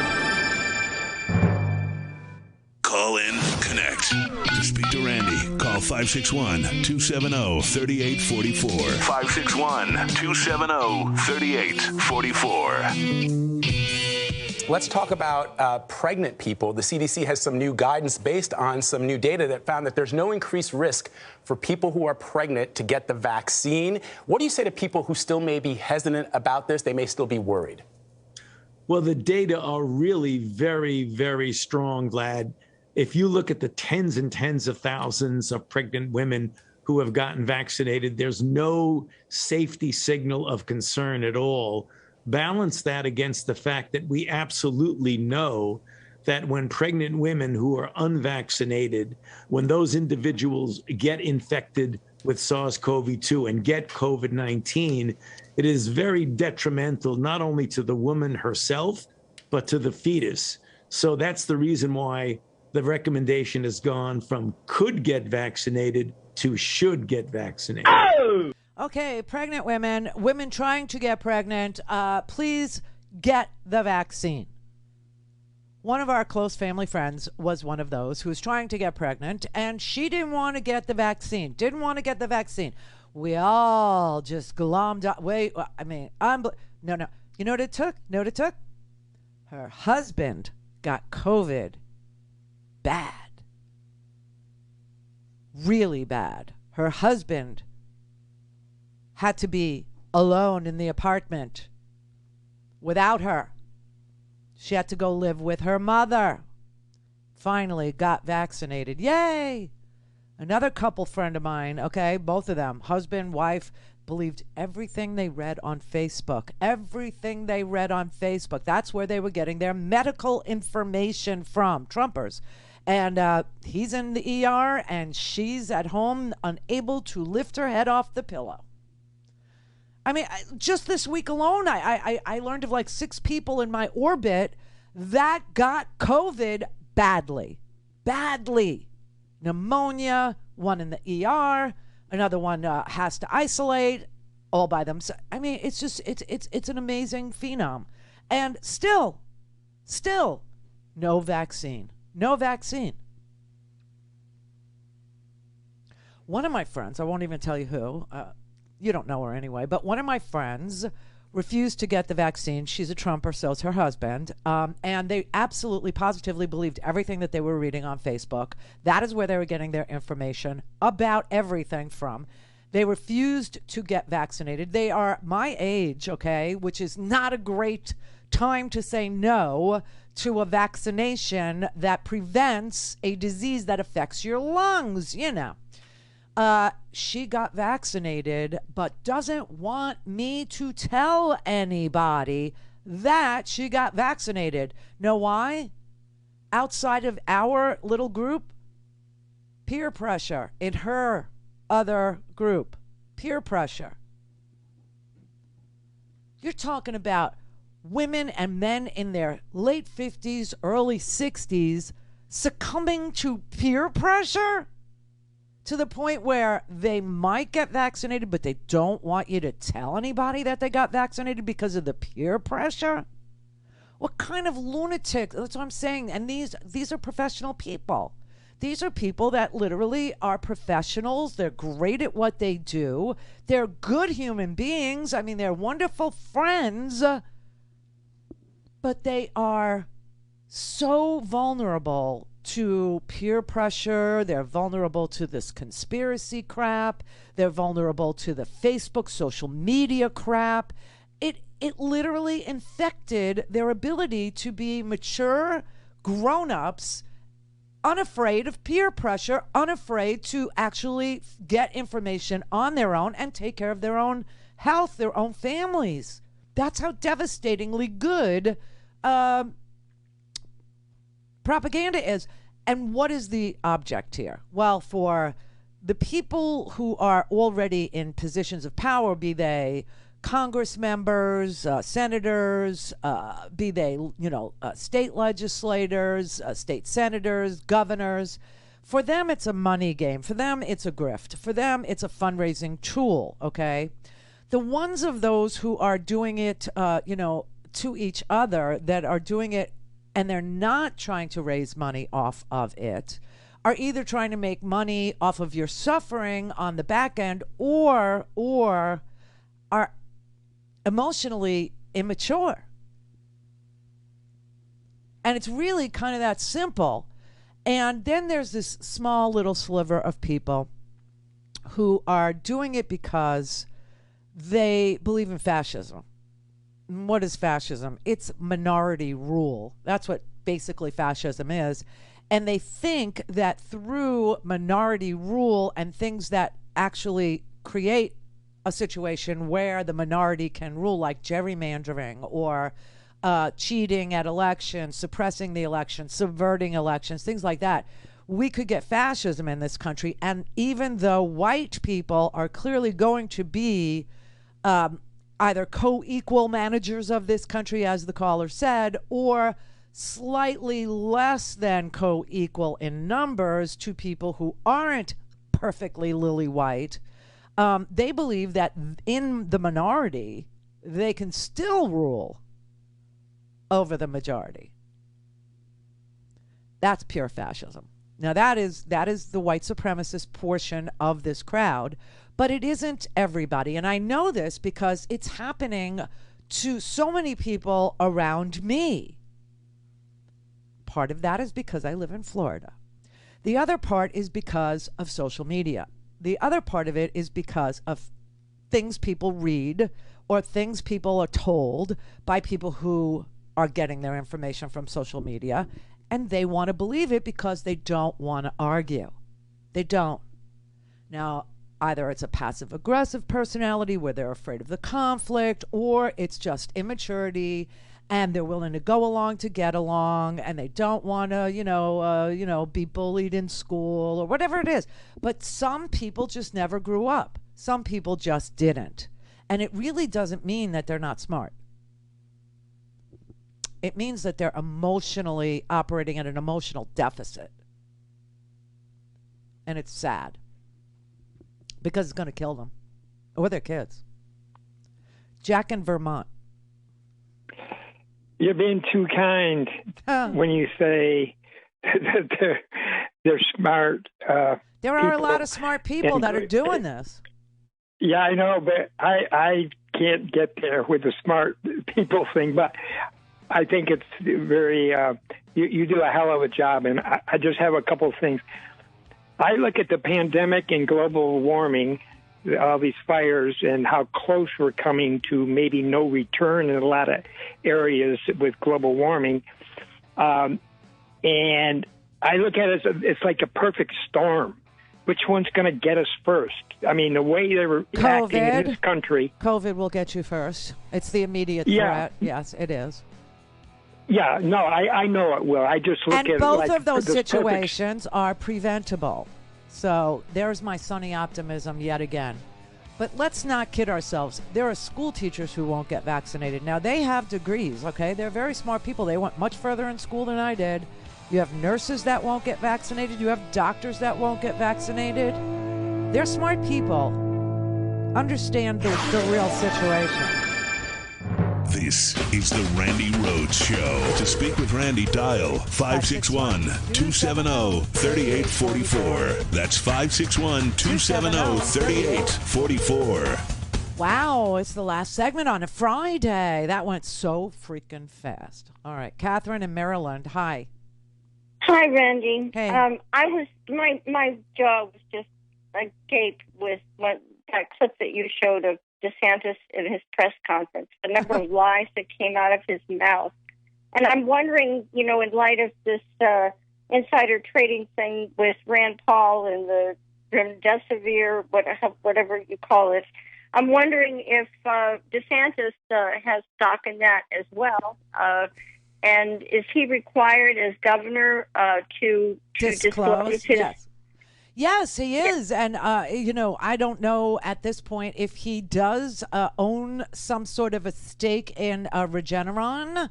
I know that Kelly Rand Paul's wife, she ran out and bought stock in Gilead, which was remdesivir.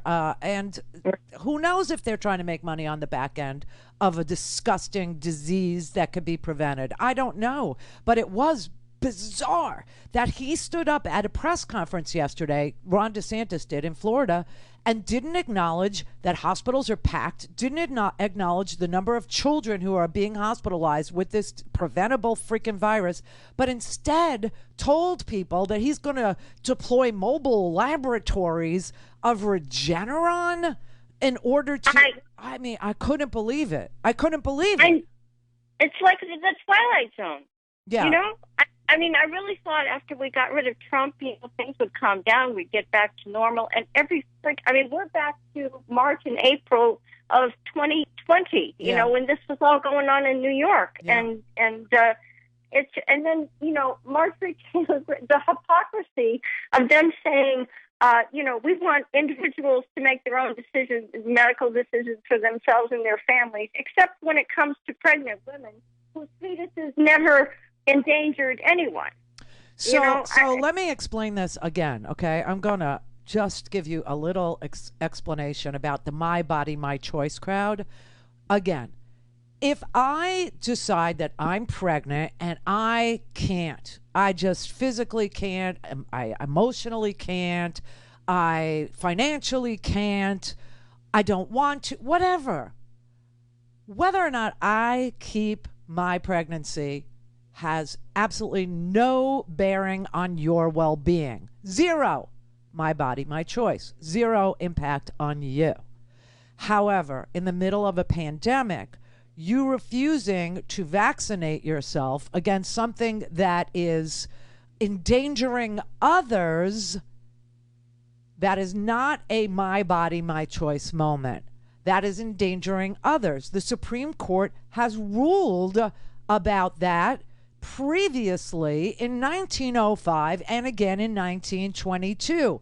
The Supreme Court explicitly rejected the claim of liberty in the Constitution when it comes to the right of individuals to make decisions about their own health in instances where those decisions could endanger others. A pandemic falls squarely in the situation endangers others. That your liberty does not include endangering others. So don't get bamboozled by bumper stickers, okay? They all sound good sometimes, but when you inspect them, upon further inspection, they fall apart. They fall apart. The court made clear that restrictions imposed by the government to control communicable diseases if it has a real or substantial relationship to protecting public health, then you are not entitled to claim liberty, freedom to do nothing to contribute to the banishment, let's say, of the communicable disease. And that is why your children have to get vaccinated before they go to school. That is why you will be mandated if you're in the military, you will be mandated if you are working for a private business to get vaccinated to stop endangering others around you. And there will be no claim of liberty that will be upheld by the Supreme Court of these United States. None. Now, some of you might say, well, I have a religious exception. Okay, file the paperwork and let's see. Let's see what that's about. Other than that, the claim of I'm free not to in a situation where you're endangering others doesn't wash. It doesn't hold water. John in Washington. Yeah, Randy. Yeah. Hello. Hi. I'm a little off subject, but this is about Trump's taxes. You know, he's fighting tooth and nail to keep them hidden. And, you know, I mean, he couldn't even be an FBI agent, you know, without showing his taxes. And he's put in charge of the FBI and the CIA and everybody else without showing his taxes. Now, my question is, why isn't the Democrats, I mean, they're in charge. Why can't they make it a law that you have to show 8 to 10 years of your taxes before you can get on the ballot, you know, federally? Well, they could. Federal law. They could, but you have to look at what they're doing. I mean, right now they got a child tax credit out the door. They got, COVID to deal with. They got wars to end. They got voting rights to protect. They got an infrastructure package to get passed. So, you know, it's not. Well, this is something that you have to do right now, is it? Well, I mean, but everybody's talking about, oh, he could run in 2024 and blah blah this. I mean, why not just make it a law? Make him show. Well, it's not something that has to be done in 2021. So I think the priorities that the Democrats have are the priorities of the American people. I really do. Keisha in New York. Hi, Randy. Hey. I wanted to tell you, I think the CDC and Dr. Fauci have done a really poor job explaining the vaccine to the American people. There's a fight now, not only for the My Body, My Choice crowd, but also the mask, debacle that's happening because schools are wanting these children who can't be vaccinated to wear the mask. I think Dr. Fauci and the CDC should have explained early on that even though you're going to be vaccinated and should be vaccinated, that you need to continue to wear the mask. In the beginning, when he was pushing this vaccine, he said, and along with a lot of the mainstream media, that you would be able to take your mask off and, be amongst your family and friends freely. But now we have the breakthrough COVID. And I think it's just a test run because they really didn't know what the vaccine, whether it was going to prevent COVID or whether it was going to block the severe lung disease that would put you on a ventilator. So I think they did a very bad job explaining to the American people what to expect and why they should be taking the vaccine, because I do believe that it probably will prevent you from, being hospitalized, but they just didn't explain it properly. They just kind of when they told us we could take our masks off after vaccination, we didn't have the Delta variant. Well, you're letting people and the reason why we have the Delta variant is because the unvaccinated have been hosting this virus and allowing this virus to mutate into a bigger, badder-ass virus. This is an epidemic of the unvaccinated. There is no question. If the unvaccinated would have been vaccinated, the virus never would have been able to mutate into the Delta variant, which is the viral load in the Delta variant is 1,000 times the viral load in the original SARS-CoV-2 virus. That's why they had to change the mask mandates to say that if you are vaccinated, you could get COVID in your nose. Your lungs won't get infected because the vaccine protects the lungs from the infection. But the upper respiratory portion of your person, the nose, maybe even the throat, can host SARS-CoV-2. That's the Delta variant, and that's why they changed the mask mandate. Now, as this thing mutates and progresses into Lambda and God knows what else, it's going to change the advice.